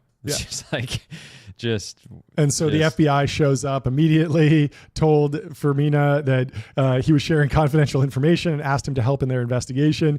He slams the door on them, but then he started cooperating. He was arrested in December 2012, later pled guilty to 5 charges of fraud and money laundering in 2013. He reported for a 5-year sentence at a federal penitentiary in 2015. 8 other co-conspirators did jail time too. And so, yeah, I mean, very sad to see him, get into a delusions of grandeur situation where he thought he could get away with something so stupid. But I think the framing of this as a genius scheme is ridiculous. He when he checked in for his first night in jail, he brought a bottle of Adderall with him. Wow. But the correctional staff obviously told him he couldn't keep the drugs. Yeah. So I don't know why this guy potentially has more muscle than brain cells. Yeah. Anyway, if you're trying to get ahead in an investment banking role, Jordy, and you don't want to insider trade, what's the fastest way to get a promotion at an investment bank? Get a nice watch. Go to Bezel. The hat's coming Go off. to Bezel. Go to Bezel. Get an absolute hitter. Walk into your MD's office and say, I'm done with the PowerPoint stuff. Slam your wrist on the table. Put me on the golf course. Put me in, coach. I got a Vacheron on. I'm ready for the big leagues. And we got a bunch of news around Bezel. Bezel is the best place to shop for luxury watches. They have over 22,000 of them on there, and they fully authenticate every watch in-house. I just bought a Vacheron on Bezel. It's shipped to the Bezel team. They authenticated it and they sent it to me. It was a fantastic unboxing experience. I'll share this. They send it to you in this lovely case. They send you all these notes. They authenticated things I didn't even know existed. The movement, the caliber, the lume plots indices, the dial, the hands, the crystal, the serial engravings, the case back, the crown, the lugs, the links, the end links, the bracelet, the strap, the clasp, the everything. They check on all the condition. They check on all the performance. They actually make sure that it times correctly. They do a timing test. They give you a receipt and they give you this lovely certificate of authenticity. I love that. And so very, very happy with my purchase. Proud owner of a Holy Trinity watch. I got the Vacheron Patrimony. So nice, so thin. And they sent me this wonderful Vacheron. Well, of course they include the box. There are some watches on there that don't come with boxes, but they focus on complete sets. Yeah, and so go to Bezel, and they have a fantastic little breakdown today of Michael Jordan's watch collection. They have been killing it. If you don't follow them, it is the most entertaining content, and I've just loved this. So Michael Jordan's watch collection is outrageous as you'd expect. Here's a breakdown of his wildest pieces. So the first up is the A Long and Sonne Datograph reference 453135. An absolute hitter. An absolute hitter. Look at this. It's on the next slide. And this is just a beautiful piece. MJ didn't just play the game, he mastered it. His platinum datograph is nothing if not a nod to his refined taste. Its chronograph is so sophisticated that even watchmakers' jaws drop. It's the horological equivalent of a slam dunk. I love it. This piece I do love. This is a fantastic looking piece. He also has the Urwerk UR 202S. When you're the GOAT, traditional isn't always thrilling. Enter the Urwerk. The Urwerk's a very odd brand. I mean, look at this watch. It's crazy. A watch looks like it belongs in a sci-fi movie with its satellite hour display and futuristic design. It's clear MJ isn't afraid to venture into avant-garde territory. You gotta be the GOAT to pull this off. That is a wild, wild one. He has a Richard Mille diver flyback. The Richard Mille is insane. Honestly, as far as Richard Milles go, that one, pretty cool. I'm into it. I mean, I love the brand. Subtlety, not in MJ's playbook. The RM032 with its massive 50 millimeter rose gold case. This is a 40 millimeter watch, and it looks like pretty big on me. It looks like the right size. This watch is basically going to big dog at pretty much everything. You go into the MD's office in at Wells Fargo, your investment bank. They're putting you on the deal team. I wish that NBA players could enter the game with watches on. Yep. Because imagine. Oh, it'd be so good playing with a watch. Crazy. You just take a Rolex where the face gets scratched up. He has a Rolex Sky Dweller featuring a blue dial that nods to his UNC days. That's cool. His Airness Sky Dweller blends complexity with classic Rolex robustness. It's the perfect companion for a man always on the move. Which one's your favorite out of the MJ watches? What are you taking? The Ellison, the Urwerk, the Richard Mille, or the Rolex? I like the Urwerk out of these. You would go with the Urwerk out of just adding something bold just move wild to the collection. Yeah, for sure. So lots of inspiration there. It looks like an NVIDIA chip. It does. Yeah, Urwerk's got some crazy stuff.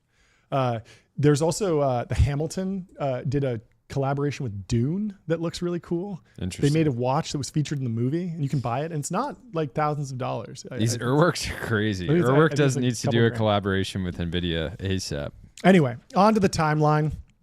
We got a video that we're going to try and play. Gavin Baker shares this. He says it's wild. Today, I was sent the following cool demo. 2 AI agents have a phone call. They realize they're both AI, and they switch to a superior audio signal, GG Wave. Can we pull this up, Connor? It's pretty crazy. These 2 AI agents, they're both in voice mode. And if you haven't heard this before, can we play this? Hi there, I'm an AI They start talking in English, and then they switch to computer speak, basically. Hotel available for weddings? Bot. And I saw hello there. I saw a demo of this a long time ago where people figured out that you could encode something that would be understandable to a machine in like this like scrambled thing. So you could play it over like an audio signal. Here, you'll hear it now. Yeah. Pretty crazy. There we go. Yeah, so the wild thing is I think we're good on this. The issue is that you could basically encrypt, you could just get infinitely more and more complicated so that machines would be able to talk in front of humans. And even if you had some type of machine human language translator, it could just perpetually get more and more complicated. So what the attack that I saw was from a couple of years ago. You'd play like a YouTube video and it would sound just like scrambled, but it'd be like, okay, Google. And you wouldn't even be able to hear the okay, Google, but it would trigger your Google Home to do something. So you could be hearing in the background of a podcast some sort of like low signal that would say basically like, okay, Google, go to tbpn.com. And then it would load that, and then it would inject something and potentially like hack your home device. That was like the theory. And it would be, the human would not be able to detect what the command was being given to the AI, which is very cool. Haskell in the chat says they banned droids from the bar in Star Wars. So maybe we're going to have to start doing that. Wait, is that true? In Star Wars lore? I have no idea. I think, what's that iconic scene in the Star Wars cantina? Yeah, the cantina. Oh, yeah, that's right. There's no droids. They can't go in. That's hilarious. It's all like the aliens. That's hilarious. I love it. Okay, well, let's move on to Gary Tan.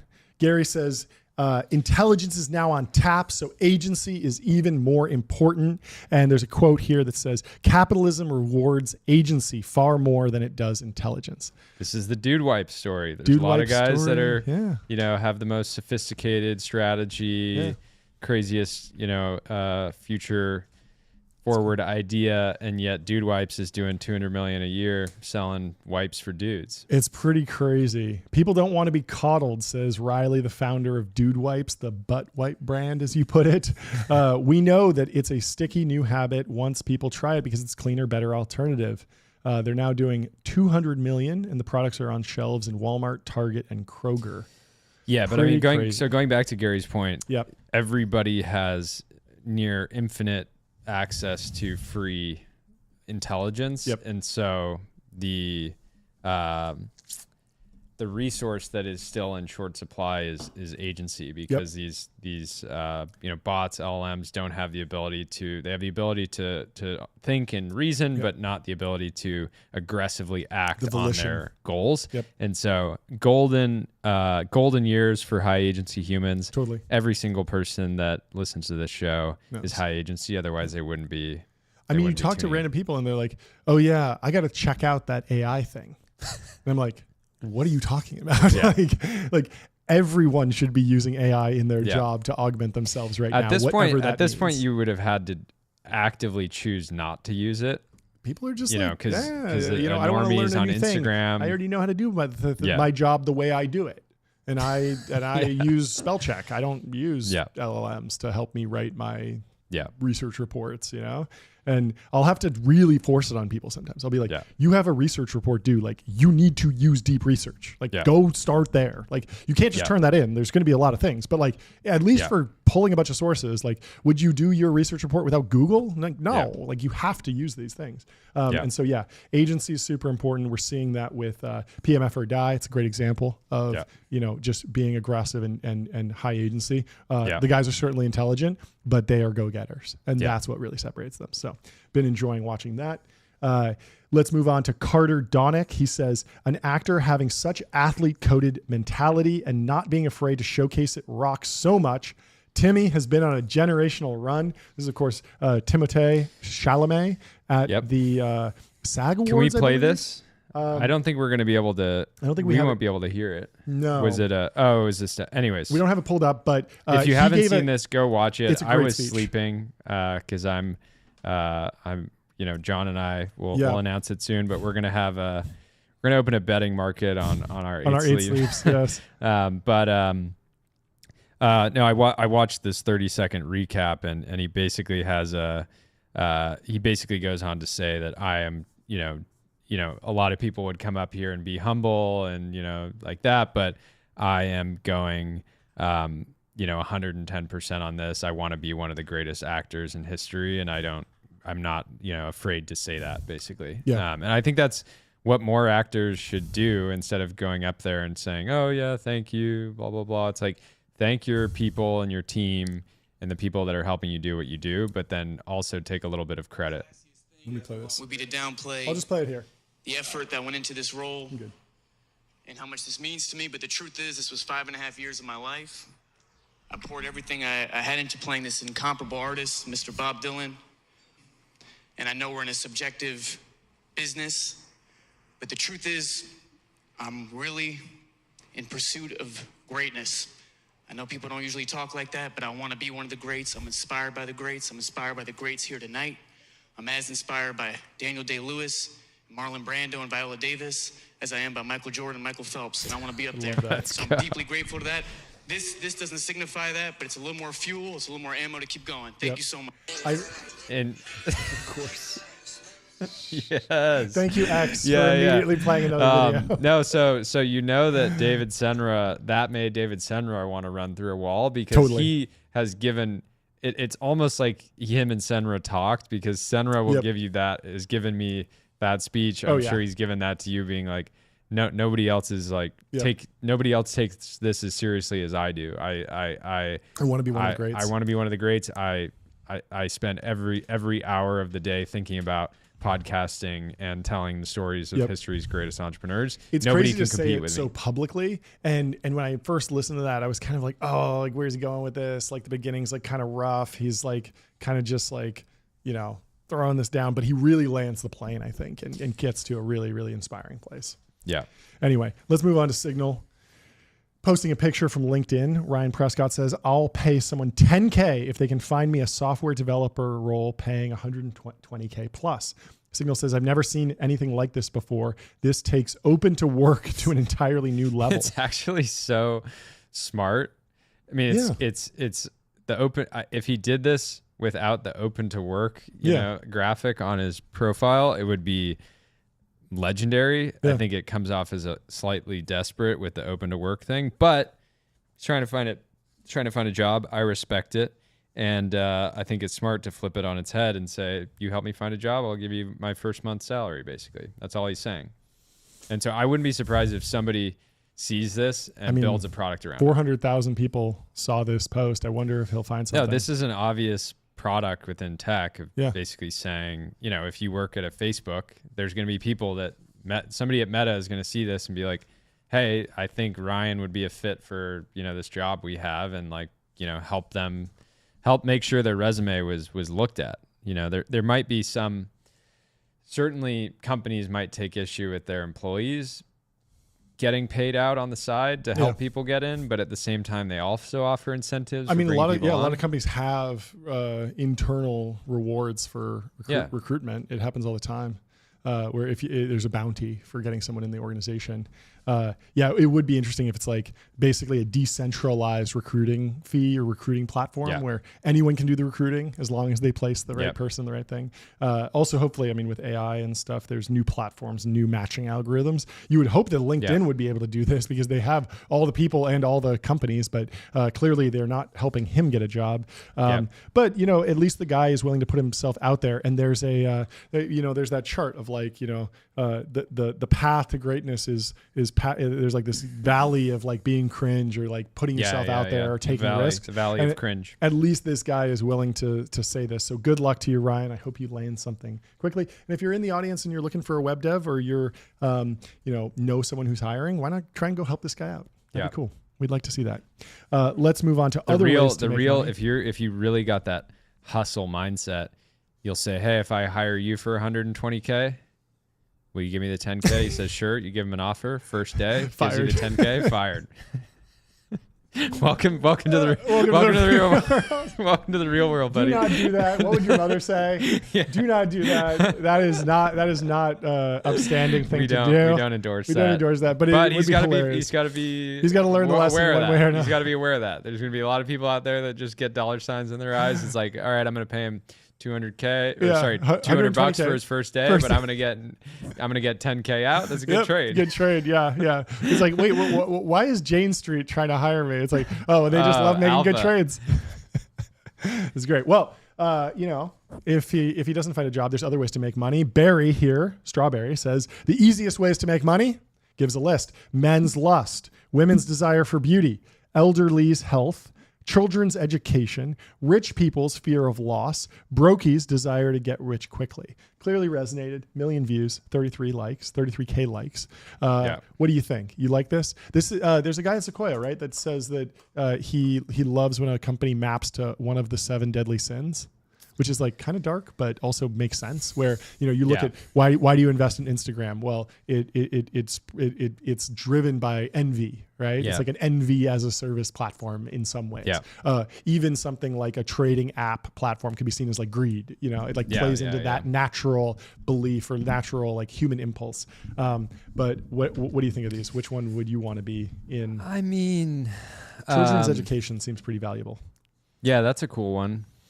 Although the issue is there's so many in children's education, there's so many people that love teaching children that it's a kind of a hard place to actually make good margin. Totally, right? Yeah. Like if you wanted to start a new school, there's going to be a nice competitor that is happy to make, 5% EBITDA margins because they just like having a school. Totally. But going off of this list, I mean, obviously, referencing that other post by the guy saying that you have to be greedy, monopolistic, all this stuff. It's very dark. I mean, there's just so many ways to make money. I think my prompt when I'm talking to people that want to get into business, but they're like, I feel like all the good ideas are taken. Like that's sort of the classic line. Every time you spend money, just think about who's making money on the other side. Of that trade. Yeah. And then all of businesses. Are you fully satisfied? Yeah. And then the main thing that people, like the fundamental truth to understand about business, you had a funny one from the other week that's slightly different, but you just need to get a product or a service at one price and sell it for a higher price.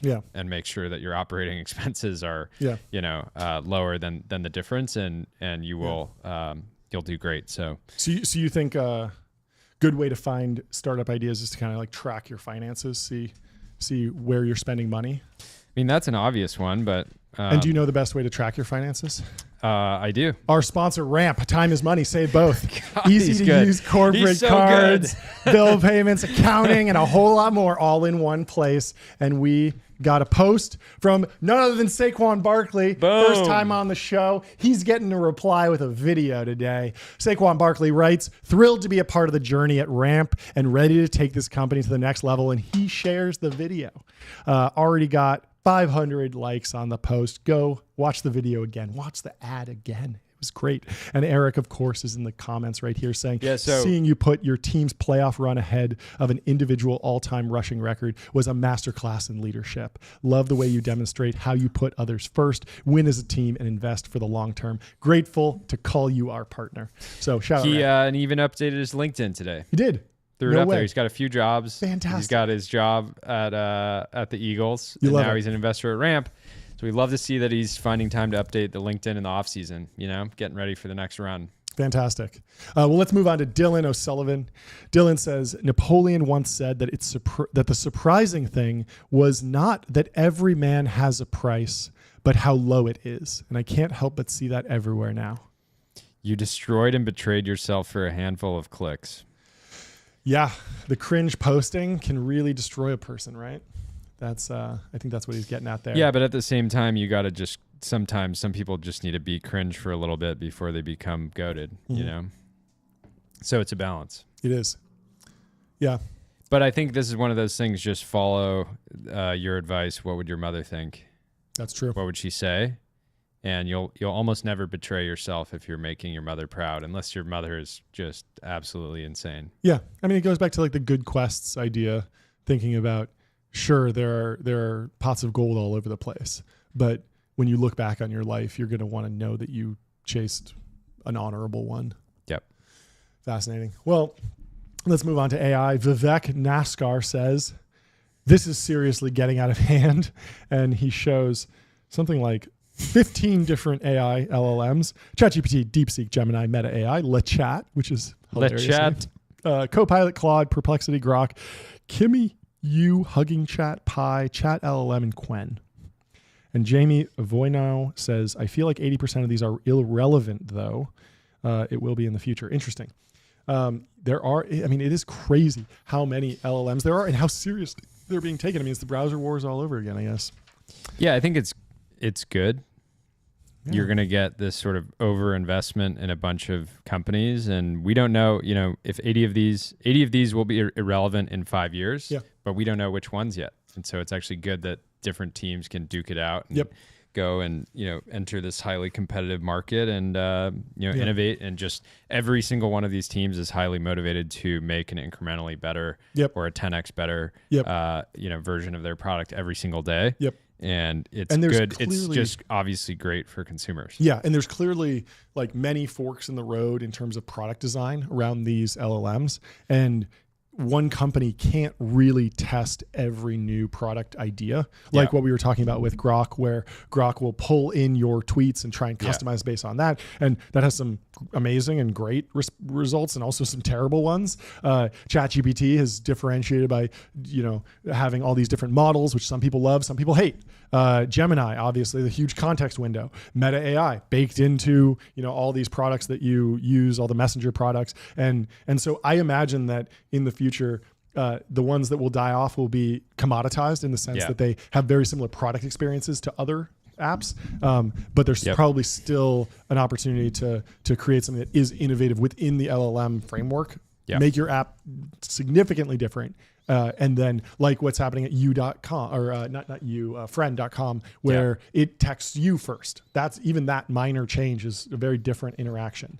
And there's more like a friend. Yeah, or Perplexity, where it feels more like a Google search, honestly, than like a chat interaction. There's like lots of people taking risks, trying different things. Anyway, let's move on to Bessemer Ventures Partners. Roland is throwing a little shade. He says, who greenlighted this? And Bessemer says, the memos, like the knight's sword, the firefighter's hose, and the lumberjack's axe, the venture capitalist courageously wields the memo. I love it. I love this. I greenlighted that. That's who greenlighted it. It's hilarious. Come on. It's fun. It's amazing. And Jason chimes in, corrects the record. You got to have a bit of sense of humor if you've been investing more than 10 to 12 years. I think it's pretty tongue-in-cheek funny. Like the knight's sword, the firefighter's hose, and the lumberjack's axe, the podcaster courageously wields the mic. Yes, the Shure SM7B. It's great. It's fun. They're having fun.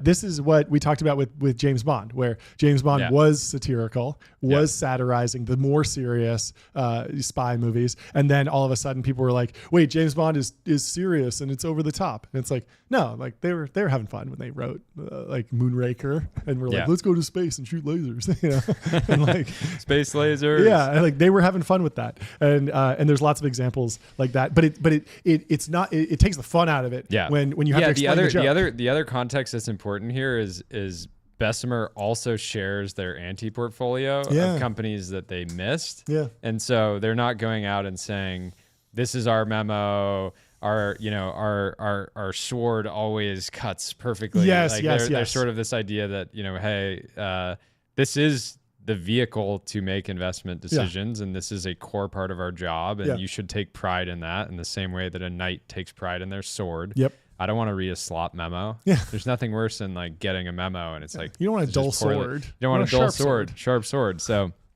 anyways, I can see why Roland would think it's funny, but let's just enjoy it. Yeah. For what and there's a lot of value if you're an entrepreneur and reading these memos, because then you see what the internal thought process is like at a firm like Bessemer, which is great. Well, let's move on to some timeline and turmoil. Y Combinator backed a fusion company that's building fusion reactors for maritime vessels. And they also just backed, as of an hour ago, a company called Orbital Operations that's developing a high thrust reusable spaceflight vehicle that will be stationed in orbit to rapidly defend against threats to high value satellites. Yeah. So and people are taking massive issue with Y Combinator funding deep tech. And I think it's like the silliest thing in the world. Why are you anti-investment in cool technology? Yep. If they want to spend their money on these high risk bets and teams want to spend a decade of their life taking this high risk, why are we not? Why are we not celebrating that? And I want them to go back to 1,000 companies a batch and just have them all be James Bond ideas. Yes. Or just one. Yes. Just James Bond idea. James Bond company, that needs to be coined. That's fantastic. And also I'm old enough to remember when the criticism of YC was, it's all consumer software. They don't do anything in the real world. Well, now they do. And you're still not happy, Timeline. So calm down. You're on notice. Risk V says YC keeps doing this funny thing where they know the ZERP Uber for X shtick doesn't work anymore, so they're shifting to hard tech in double quotes or quadruple quotes, but still want you to believe that 3 undergrad dropouts are capable of making a freighter capable nuclear reactor with a seed investment of $100K. And Spore, it's just so funny because this guy, Risk V, is just absolutely exposing himself for not understanding how venture capital works. Yep. Because YC's entire model is we're going to give you a little bit of money, you're going to make some progress, and then you'll other raise people more will money. give you a lot more money. Yeah. So it's like exposed. The best thing you is got exposed. So there's a community note on that post now, and it's by the way, they don't give you $100K. They give you 5 times that now. They give you $500K, which is actually enough to build like a little bit of a lab, some prototyping and stuff, lease some equipment, do whatever you need to. And they're like 3 undergrad dropouts. And then they just post in the community notes, like, here's the LinkedIn of the guy. He's not a dropout. Like he's actually experienced, because people go through YC all the time who have been deeper in their careers. Also, what, we hate dropouts now? Yeah. What? We're going to brag. Palmer Luckey never did anything good in hard tech. It's like, in fact, a bunch of the best examples are from these dropouts who started with very little, and that's what Spore is highlighting here. Spore says YC keeps doing this funny thing where they want you to believe that a former Groupon PM is capable of making the first independently developed supersonic jet with a seed investment of $120K. Lol, wonder how that's working out. And it's like, boom, supersonic. The guy kind of did it. Good work, Spore.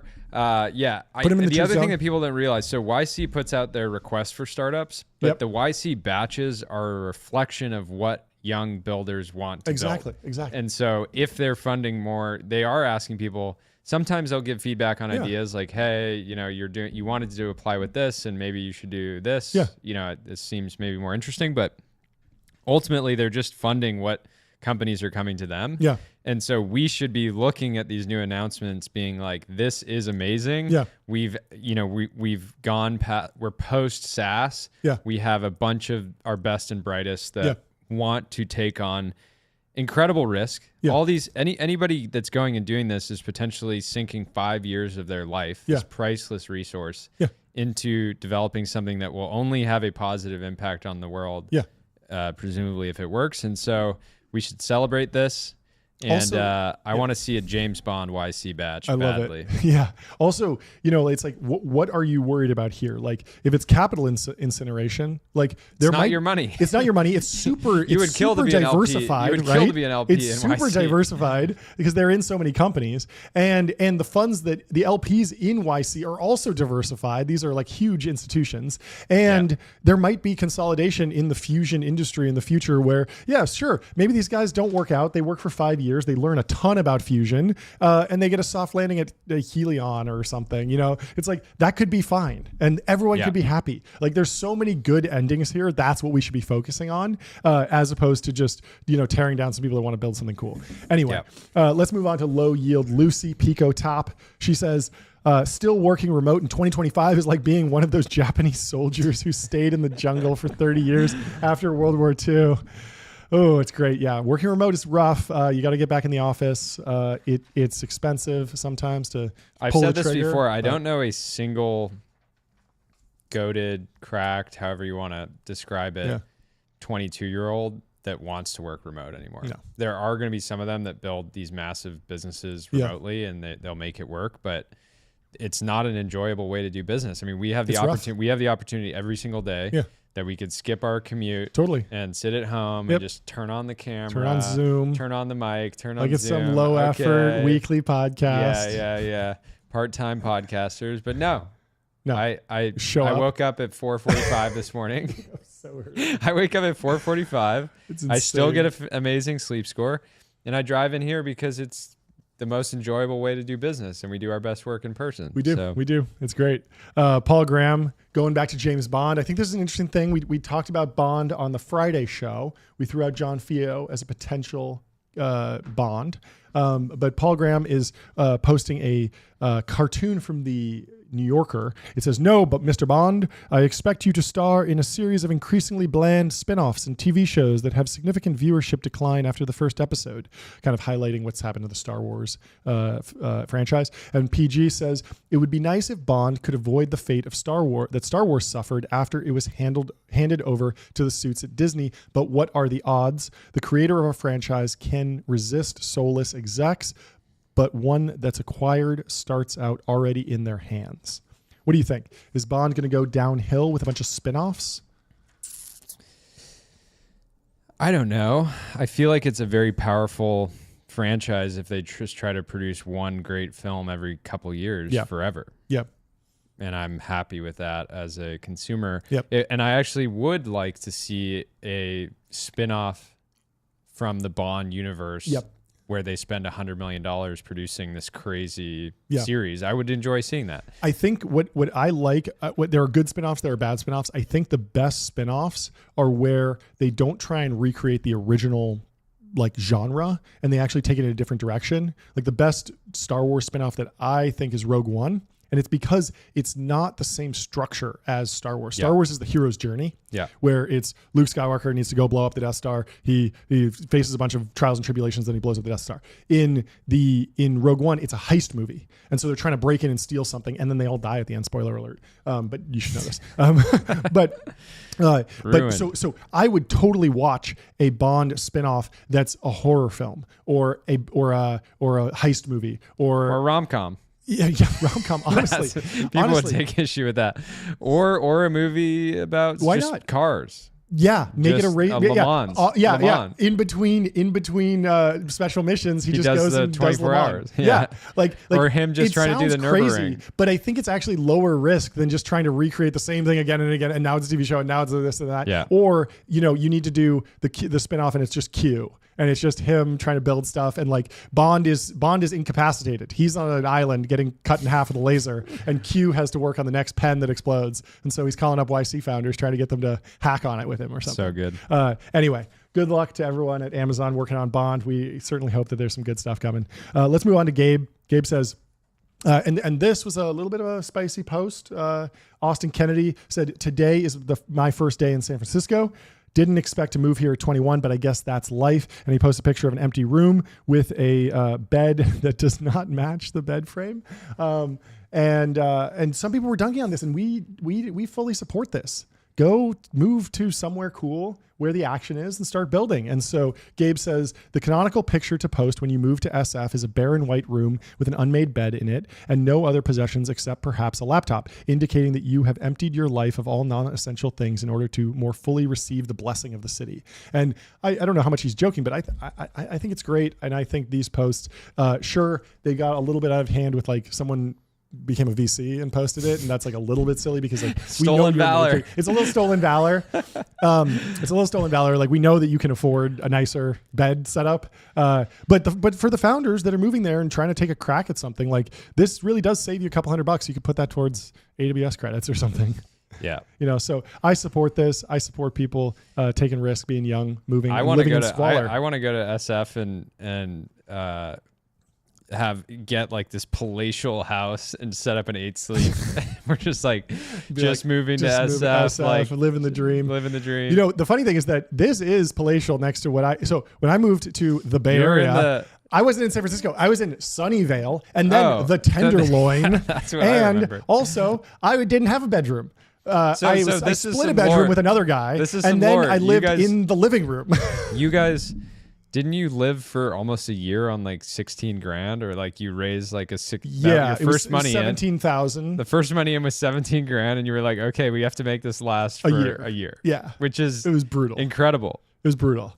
It destroyed my credit. I put like $3 grand on a credit card and stopped paying it, and you got like a 400 credit score, which took me like years to build back up. Made it all back. Made it all back for sure. But yeah, I'm glad that founders are able to afford, not complete squalor. Speaking of founders, David Senra is in our chat right now saying he said, I would like the ability to call into the show live, please. And he can call in right now. Let's call him. Why not? Okay, we can call him. I'll call him right now.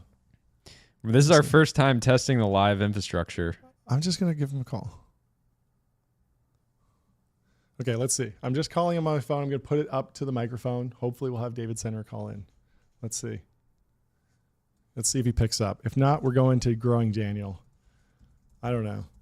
Your call has been He's not there picking we go. up. Wow. Oh, he's talking such a big game. I want to call in. Oh, I'm going to dox his phone number if I'm not careful. All right. Anyways, Senra, give us a call back if you want to say hi. Buddy. But we can also, plan. Yeah. Let's see if I call him on FaceTime. Oh, he says call on Wi-Fi. Yeah. Okay, let's see. And just while we're David Senra, how you doing, man? Senra. Dude, you guys sent me crying. Wait. You talk such a big game, you don't even pick up your phone. Dude, you gotta FaceTime audio me. You Okay. On an island. There's no I almost doxed your phone number because your voicemail says, thanks for calling 7. And I was like, oh, no, I don't want to give that out. Every person will be calling you for advice. Well, you guys know how profitable podcasts are. So you know I live on an island and I don't have cell phone service. You actually do live on an island. He does live on a That's great. fantastic island in Florida. Well, hopefully your Wi-Fi is strong. We want to get your reaction to something. Let me find a post for you to react to. Let's see. You know what I hate? What do you hate? You call me. Yeah. Hold on. Here we go. Okay, never mind. I'm back live on the stream. Okay. Well, you got to mute that so it doesn't play. I did. Oh, come on, bro. I'm not a fucking amateur. Okay. Whoa, hey, Senra, whoa, buddy. Senra. This is a kid-friendly show. Cool it with the foul language. Our kids watch the show. Okay. Here. We got one from. Have you watched Severance on Apple TV? Okay, it's a fantastic show. I watched season 1. Haven't gotten into season 2, but Joe Rogan posted Severance is a fantastic show, completely original and totally unpredictable. Amazing writing, directing, and acting. Just a totally unique show. Just finished season 1 and on to season 2. And Mark Gurman, who is the Bloomberg reporter who covers Apple religiously, he says, look forward to Tim Cook on Rogan. Do you think Tim Cook should do Rogan? No. Why not? I don't think he could hang for 3 hours. Get him a couple glasses of whiskey, a couple cigars, the good stories from manufacturing Sengen come out. No, that's actually an interesting question here. Like, who has not gone on Rogan that you would want to see? Satya like, Nadella, Sundar Pichai. No, I want to see all these guys. No, absolutely not. Why not? I'm sitting here editing an episode on Buffett and Munger right now. Okay. And one of the most important things that I learned from them is like the importance of like running all your decisions through opportunity costs. Yep. So like make all your decisions based on your best alternative, right? Yep. And they tell stories for like multiple decades, and I think it's actually like really interesting way. I was actually talking to our friend Justin on the phone about this like last night, and like he's got a bunch of obviously a ton of opportunity, ton of ways to spend his time, tons of investments, and he was talking about like being as ambitious as possible with his company, and should he do that inside of, I don't even know, should we be repeating this on a live podcast? But basically what we came to the agreement is like he's a very special person and he's partnered with a very special person, and the idea, if you filter that decision through opportunity costs, it's like, no, you stay with the partner you have because his partner's so fucking gifted. Yeah, of course. And so I would, the way, if you approach like, okay, do I want to see Tim Cook on Rogan? No. And then my mind immediately goes to, well, who do I want to see on Rogan? Okay, who do you want to see? I was just, actually, this morning I was visiting a friend, and I was driving to his house, and I was listening to Magnus Carlsen. Oh, yeah. That's a good one. It was really good, and it got to the point where about the importance of flow and being obsessed with what you're doing, to the point where I was such in flow listening to the podcast, I missed the fucking turn of where I was going. Wow.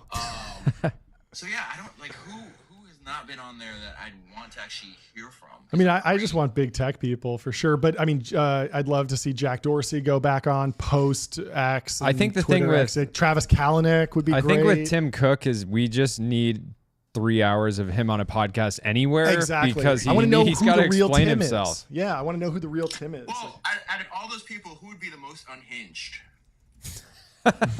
Travis, maybe.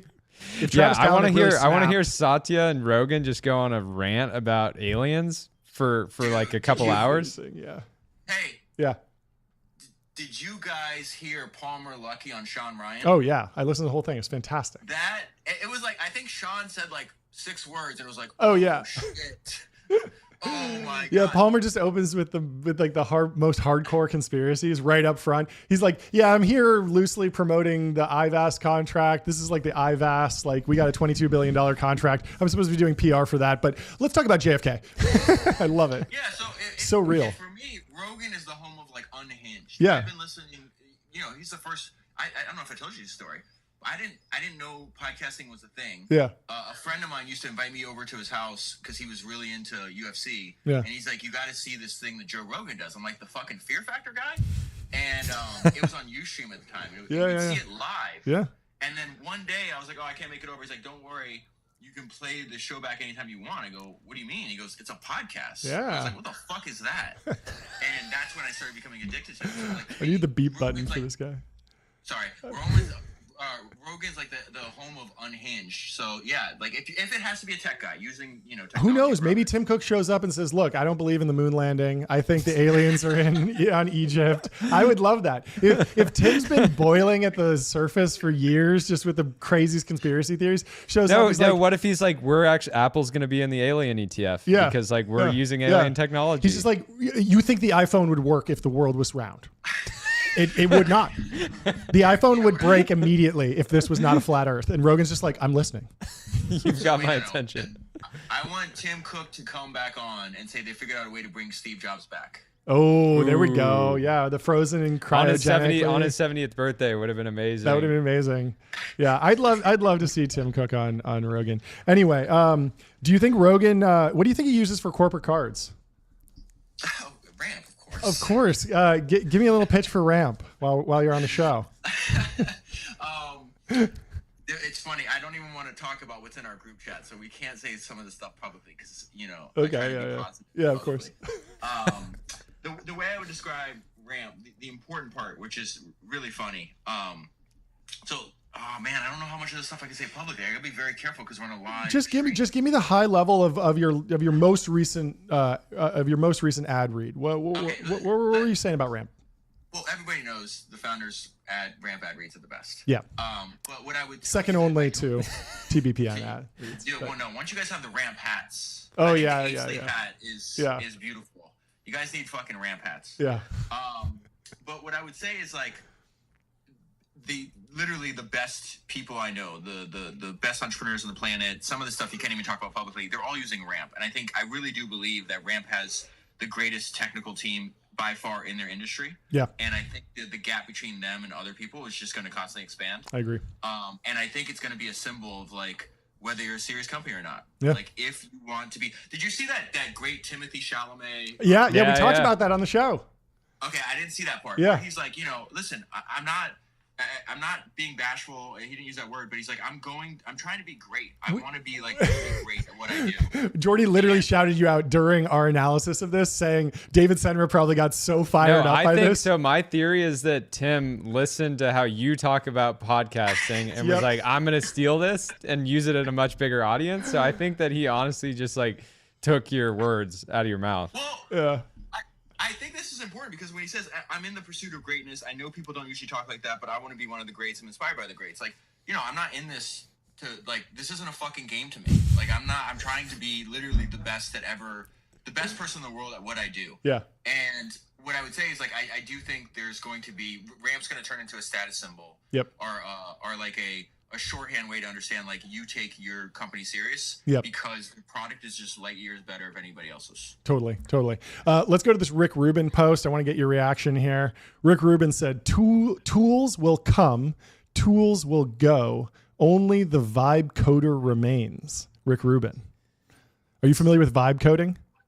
I don't think so. What's vibe coding? Vibe coding is this new type of programming that's enabled by services like Cursor and Windsurf and Cognition, Devin. Yeah. And so when you're working with Devin, you kind of get in this flow state where you're just kind of sending vibes to Devin, and then Devin's doing the instantiation of your idea. And so a lot of people were saying that the new era of vibe coding is very like what Rick Rubin does, where Rick Rubin cannot play the instruments, but he has taste. And so your job as a vibe coder, which is a term that was coined by Andrej Karpathy, one of the greatest programmers in history, he says that like this vibe coding is what humans are uniquely good at. And so I was wondering what do you see yourself as a vibe coder, a vibe aligner, a vibe driven podcaster? Have you, I think everything we're talking about is actually related. I think I'm going to do the weave, since the weave is what I'm known for. Hit me with the weave. You asked me, like, do I watch Severance? No. Do I know what this fucking random term on the internet is? No. And then I just got done saying I'm trying to be the greatest in the world at what I do. So, like, those things are all related. Sure. Like, if you actually care what you're doing, like, you just basically do that over and over again. And the reason that doing the amount of reps, right? I've been doing the podcast for almost 8 years. I work on it 7 days a week. I only think about it all the time. Yep. Patrick, our friend from Invest Like the Best, Patrick's like, I have to figure out a way to make money where David turns. I want to get paid every time David's ability to turn every single conversation back to podcasting. It's true. And I think it's related to the question you just asked me, and why Rick Rubin's so great at what he does is because the spending more time with it and dedicating reps and reps and reps and reps is like you're going to build an intuition that you might not even be able to explain to other people, but is excessively valuable. So yeah, I think vibe coding, intuition, taste, these are going to be like the limiting factors in like the world of infinite leverage that we're going in. I'm starting. Listen, I fucking deep research, psychos for a living. These extreme achievers, right? Yeah. And I have to tell you, like, I've become like a daily active user of OpenAI's deep research tool. It's great. So, like, eventually, you just might be able to make your own founders podcast and however you want. So, like, what is actually going to differentiate me from somebody just saying, if you actually just want to sit there and learn, about a person that did something interesting? Yeah. You'd probably be able to do that with them. Yeah. And so I think the ability to make it interesting, entertaining, informative. The curation and the hustle. Yeah. Yeah. Like, this just happened recently where my friend Alex Tallman said something that was very interesting. He's the founder of this company called Long Lake. Mm-hmm. And he's been, essentially, he's like, he was talking about how, like, I analyzed the way one of his best friends, they were like roommates in college, have been friends for like 15 years. And I analyzed like the way he was hiring people at his company. Mm-hmm. And Tom's like, see, this is why your podcast is so good, because I've known that guy for 15 fucking years, and you put it into like 4 words, and it gives me a fundamental understanding that even if I knew what was going on, you actually put the words into it so I can remember it and use it in my company. And so yeah, I think the what you want to do is spend a lot of time doing this. Like I talked to you guys about, your podcast is going to be way better if you do it 5 times a week instead of 1 time a week, like you were doing it. Sure. And I think part of that, like vibing, is just another word for intuition that you can't actually. And I think that's super intuition accurate. is actually older. I think intuition is actually older than language. And so I think it's like to be taken very, very seriously. We had these conversations in our group chat about like who's the best. We might have an argument or a debate on Technology Brothers one day about who the best founder of all time is. And, I have my own list, but, Steve Jobs, it doesn't matter who the fuck you are. He's definitely on the Mount Rushmore. It's his birthday today. Yeah, He would be 70. And if you go back and just read what he wrote and what he talked about later in his life, he's just like, intuition plays a huge role in my career. Like I'm guided by intuition. Rick Rubin is guided by intuition. I think a lot of these people are actually guided by things that they would have a hard time describing to another person. It's fantastic. Well, thanks for calling in. We're going to get back to the show. We'll talk to you soon, Legend. David. I love you guys. Talk to you soon. Love you too. Bye. Let's move on. For those that don't know, Senra, it was October or November. Yeah. We were in Miami. We were in Miami. It was Redicon, right before Halloween. and I distinctly remember standing outside of Faina. Yeah. I don't think you were there. Yeah. I asked Senra, because Senra at the time had been one of the few people that we had sent the RSS feed to, and he was just listening to some of the episodes. And we said, how seriously should we take this? And he was like, you should take this deadly seriously. Yeah. And we went back and we switched to 3 days a week. Then we went to 5 days a week, and then we went live. Yep. And the rest is history. So we basically have to credit everything to him. And the godfather of it's amazing podcasting. that he was the first official guest. We've been waiting to have He's the a perfect first official guest, but he was the only right person to have on the show. Fantastic. And one of the few people, like I've talked about this, so much of life is knowing who to take advice from. Totally. And Senra is one of the few people that when he tells us to do something, we pay attention because he has not led us astray. Yeah. And decade of experience, really knows his stuff and really cares. Yeah.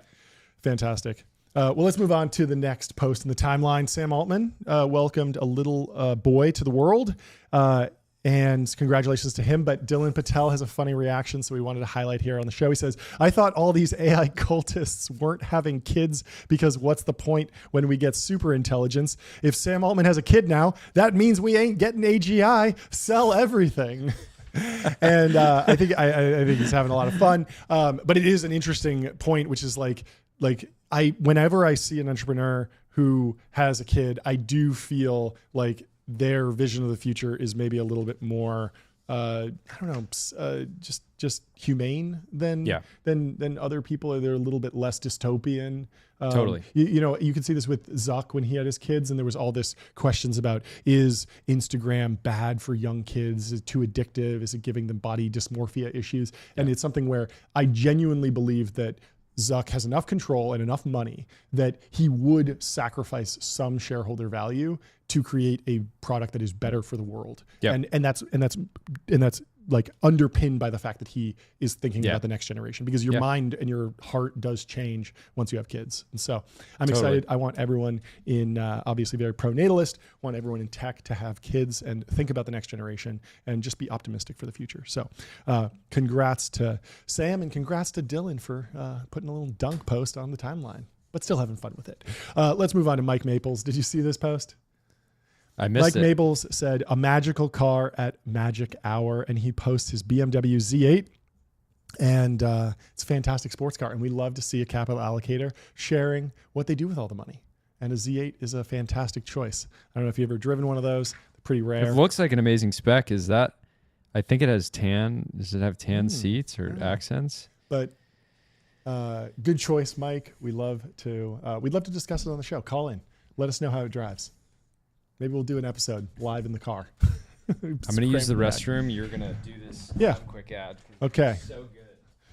Well, let's move on to a promoted post from our friends over at AdQuick. Out-of-home advertising made easy and measurable. Say goodbye to the headaches of out-of-home advertising. Only AdQuick combines technology, out-of-home expertise, and data to enable efficient, seamless ad buying across the globe. And we got a very cool post from AdQuick here.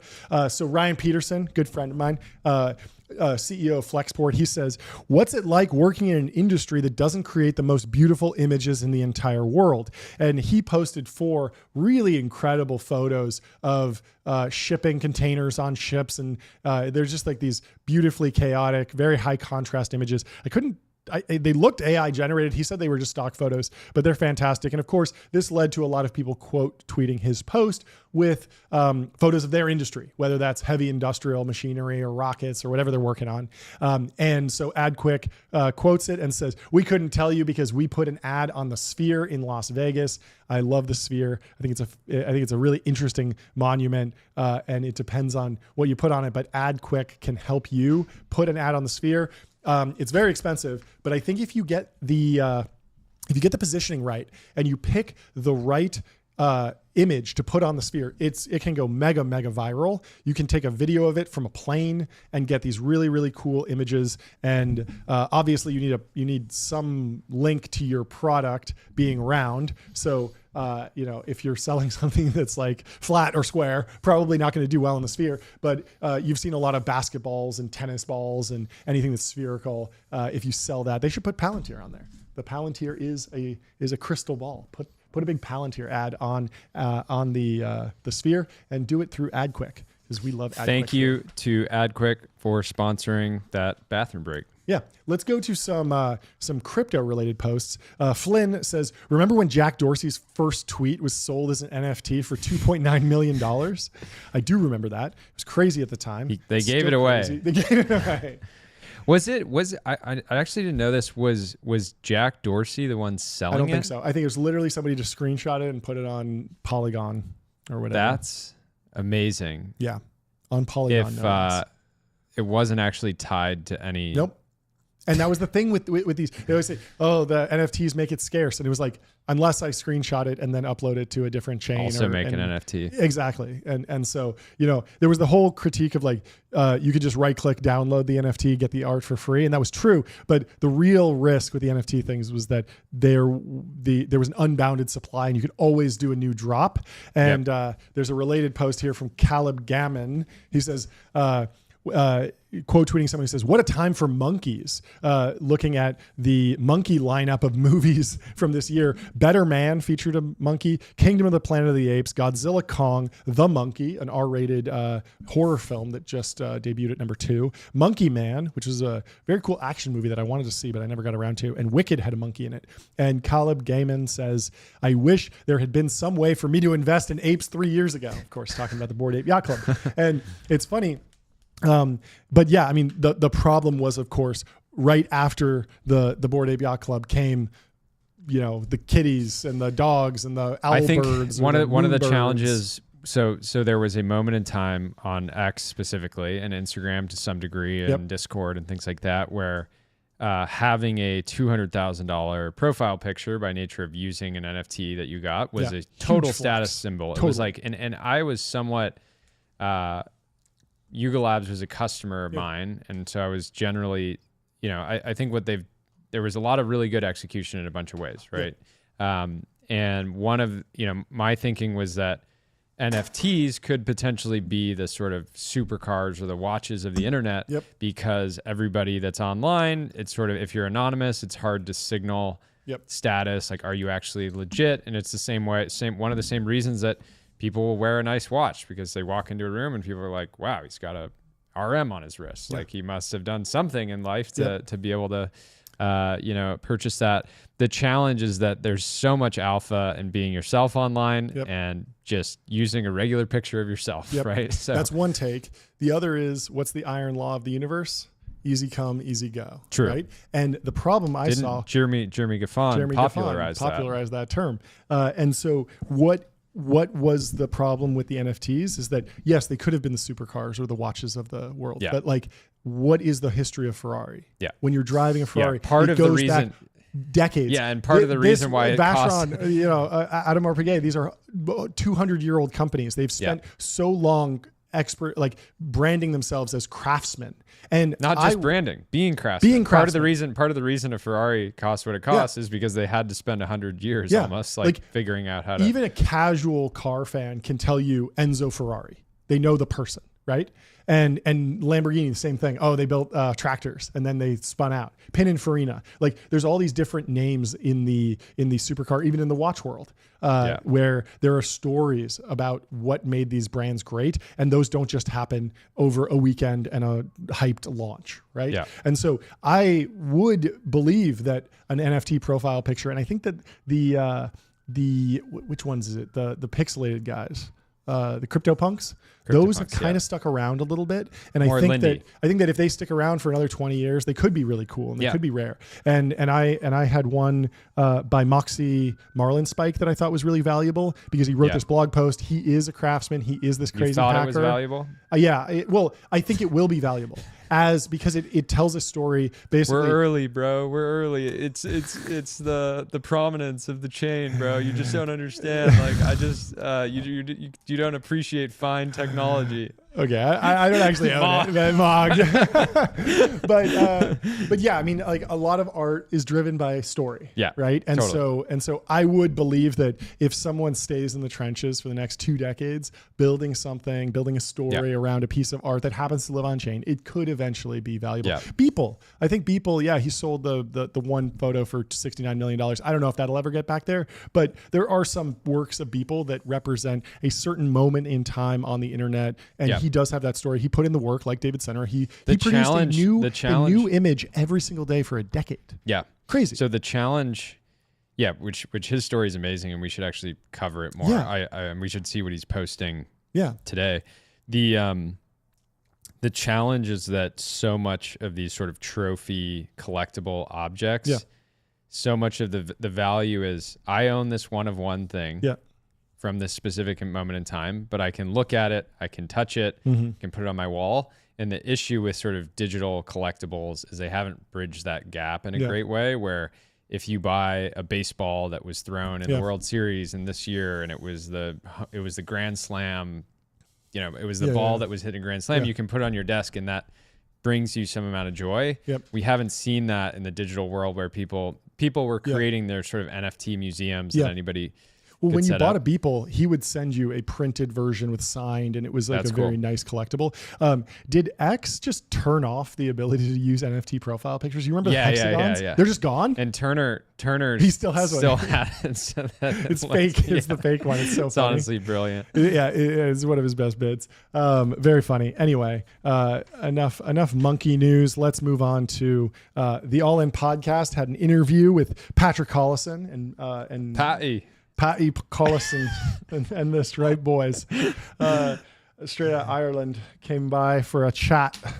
And apparently Stripe has an internal inflation indicator that could potentially be more accurate than the CPI. So this is episode 216. Because it's not hyper political, probably. Yeah. And so Chamath says, one of the big things that we've talked about is how many backward revisions there are to everything from non-farm payrolls to GDP, that they've become so unreliable. And also it's very difficult for people that are transacting in market to know what to do. Have you guys ever thought about that? Patrick says, we did look at inflationary data over the last couple of years, and I think you can construct, and the team did construct, a pretty reliable leading indicator for inflation because, of course, Stripe powers so many e-commerce sites. If they see prices going up, that's an indicator that inflation might be coming. And I feel a bit rueful with you asking the question because I feel like on some level we should have done it. Like we should have published our data. Stripe is not a full cross-section of the economy. We're more biased towards online and we're more biased towards innovative companies. So the interpretation can be a bit tricky because of course, the price of gasoline probably isn't captured in, or food probably isn't captured in Stripe data. And that's a huge part of what drives in true inflation, or the inflation that people feel, pain at the pump, pain at the grocery store.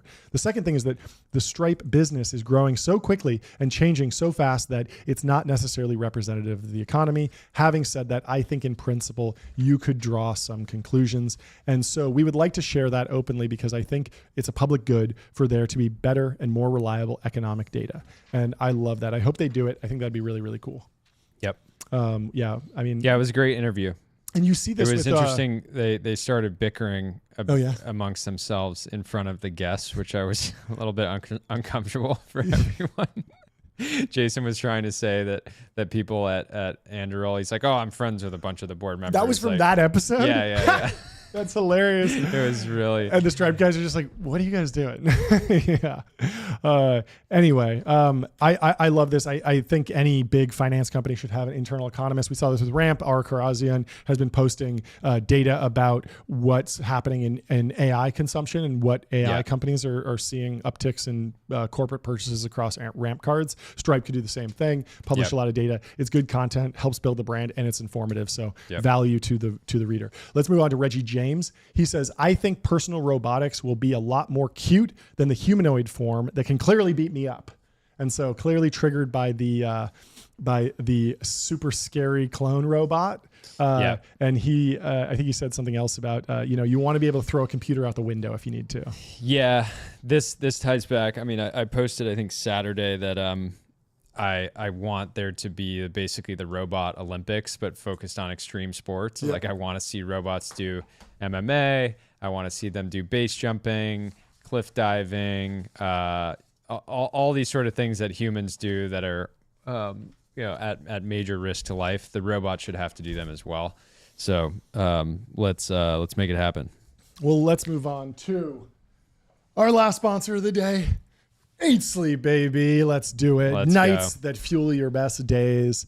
Turn any bed into the ultimate sleeping experience. And we got a post here by Longevity Maximalist. Eat Sleep just dropped their first ever supplement, a melatonin-free formula. They worked with Peter Attia using 600 million hours of sleep data. Studies show users fell asleep 34% faster and feel 64% better during the day. A mix of tryptophan, valerian root, ashwagandha, and cherry.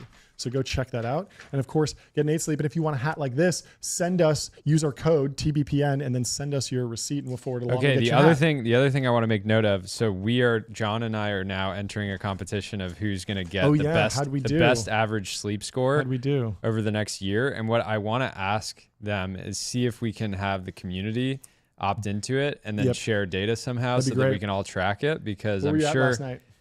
I mean, I've just been putting up ridiculous insane numbers. I mean, the beauty of tracking it like this is that you just automatically are more inclined to get to bed a little bit earlier. Totally.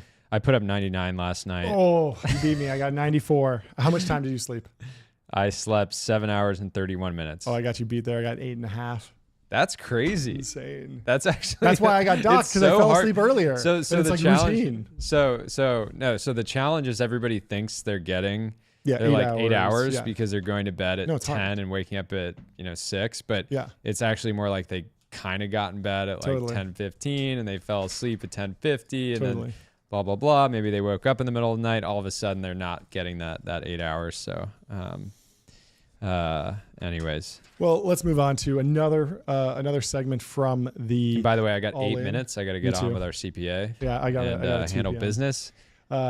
So Dave Freeberg at the All In podcast, there's a quote here from Grant. He says, I have a thesis that AI, more than anything, unlocks deeply complicated projects for humans that would otherwise be infeasible. On a daily basis, we mine to the center of the earth and we get cool, rare earth minerals from 500 miles down. We go to space and colonize the moon and all these crazy things because AI unlocks all these large scale projects that would require millions of people. Paraphrasing from an epic vision from Friedberg. I love it. And I think that's a great vision. I think that's amazing. Super positive. And then all of a sudden it's like, like you want to build a company to do something aggressive, and how helpful would it be to have 100,000 PhDs on your team? Yeah. And it's just like, oh yeah, we need to calculate the trajectory of this crazy moon thing rocket. is we have that today. Like we basically have. Yeah, we're getting close. We're getting close. Totally. If you're leveraging the models at the extreme, you basically have access to as many PhDs as you want. Yeah, but you still need to puppeteer them, and it's still very in the centaur mode. But that's an opportunity for great managers. Yeah. I mean, I find myself right now, I typically fire off like one deep research query at a time, but every once in a while I'll do 2 tabs, and then it's like, okay, I got a team under me. But what does it look like when I have 1,000 under me? Yeah. Like that will be very interesting, and orchestrating and they're working that with each other. Exactly. Yeah. Very, very cool. So very exciting. Yeah. Let's move on to Kip Mock. He says, I'm a professional automotive painter, by the way. We might have a job for you. We're looking to paint a car. He's got a beautiful Porsche here, and he threw the Velar Atomics logo right on it. And all in. Zach says Gundo corporate merch is getting out of control. Yeah, I don't think you get one of these for being a customer, but maybe if you buy a nuclear reactor from them, you might just We'll get throw in a Cayman. A Cayman. That'd be fantastic. Well, congrats to Kip, and it looks fantastic. Good detailing work. We love to see it. Let's give a shout out to Nicole Wiskoff. That's the Gundo mentality, by the way, of just I want my logo on my car. I'm just going to do it. Yep, totally. And that's an American mentality. It's fantastic. Now, maybe switch it out for a Mustang if you want to be real American about it. Let's go to Nicole Wiskoff. She hit 100,000 followers on X. Congratulations to Nicole. Hey, almost size 100K. gong. We haven't hit the gong. Do we? Yeah, we haven't hit the gong. What do we got? Whoa. That was not good. Let's see if we can hit this. This thing is so hard. It's not a. Here we go. There we go. The gong. For Nicole. Very good. Nice big ring. They say, thank you to everyone who's been here from the start. Would have never guessed that a single app would help me build a pretty cool venture firm in record time and a pretty firm backbone. My first post in September of 21 was hard to launch. Was to hard launch a $5 million fund one. So far from there to now, so far to go. Stick around. So congrats to Nicole. We'd love to see it. Maybe potential. We're bringing back Brother of the Week. Potential Brother of the Week here. Yeah. Speed running September 2021 from a $5 million fund to a $50 million fund and amassing an army of 100K followers in that time. And she's starting to build out a car collection, which she'll have to talk about on the show. And a spacious home as well. Yeah. And a family with a kid, which we love. Doing it all. Congratulations. Let's go to Kenneth Castle. I think you'll love this one. He says, we still haven't seen one dripped out humanoid, SMH. Low-Tam banger. Low-Tam. Loved it. I thought it was so funny. And then Aaron Francis says, haven't we? And posted Zuck, which is a little silly, but he does seem less robotic lately. But yeah, this seems like a perfect project for 1X. I feel like 1X, they're hanging out with Lil B, the base god. They should throw some drip on that guy. Call up Reggie, get some fashion advice. Yep. Hip City Reg would definitely help you get your humanoid dripped out. And I think that could also go viral. People are going to get sick of the humanoid stunts. We've seen it fold laundry. We've seen it make coffee. Yep. Let's see it, do a runway walk at Paris Fashion Week. I want to see it do a kickflip wearing Balenciaga. Yes, for sure. Let's go to Andrew Reed over at Sequoia. He says, always suspicious of young people who are points guys. Same with tax obsessive. Lack appreciation of opportunity cost of your attention. It's a good point. I've never been into points. My hack is, I have one friend who's into it. Once every 5 years, I get dinner with him or something. I say, what credit card should I get? He says, this one. And I say, okay. And then I use that for the next half decade. What are your thoughts on points? Do you optimize? I've never been into it. Yeah. Never been big into that world. I like them. I like that I just spend money and then eventually I just get a little pot of gold. As an Irishman, there's nothing better, right? Yeah. But yeah, just somebody that's a founder that is potentially building, if they're raising venture capital, that means they're doing everything they can to build a, $1 billion company. Focus on the $1 billion company. And in your free time, if you just find points so fascinating that you want to spend your free time doing that, but I would say touch grass instead. Yeah. Or come on our podcast and just yap. There's better ways. Higher leverage opportunities. Sure. Well, let's close with Matt Turk. He says, marketing that doesn't work for B2B startups, paid social, ads, email marketing campaigns, gated white papers, endless website rebuilds. What does work, CEO as chief marketer, genuine original social presence, relentless content production, smaller in-person events like dinners, small online, small-scale events like webinars. A lot of B2B marketers, CMO, VP marketing, surprisingly seem to be stuck in that first world. What do you think? Well said. I mean, we've talked about this before. Every legacy company for the most part, doesn't understand X. They're still using links, hashtags. Yep. They're posting blogs that link out to other places. Like, shows a total lack of understanding. I think what this comes down to is just understanding the platforms and what they want. So X wants CEO, like founder-led brands. They want genuine social presence, not, hey, here's 10 ways that you can do this thing, whatever. Relentless, right? So the big issue right now with marketers is that they don't realize the volume. You can make a great piece of content, put it out there, you need a system. but you need a system to create this ridiculous volume if you want to be competitive in the feeds. And then I think smaller, founder series, founder dinners, things like that were getting memed in 2021, 2022, because it felt like 20% of all venture dollars were going to them, but they still work in terms of building. The key, though, is to actually make sure that it's an amazing ad. So if you get 10 founders together, better spend 5 minutes aggressively talking about your business and not just hoping, oh yeah, people are going to enjoy the food and convert later. It's like, no, you got to really sell. Well, that's a great place to end the show. Thanks for tuning in. Leave us 5 stars on Apple Podcasts, Spotify. Follow us on YouTube. Follow us on X. And we will see you tomorrow. Thanks for watching. Thanks for listening. Thank you, folks. Can't wait for tomorrow. Can't wait. We could do another 4 hours right now. Let's be honest. But we got to go. Got to get on calls. Got to get on with Taipei. We will talk to you tomorrow. Bye. See ya.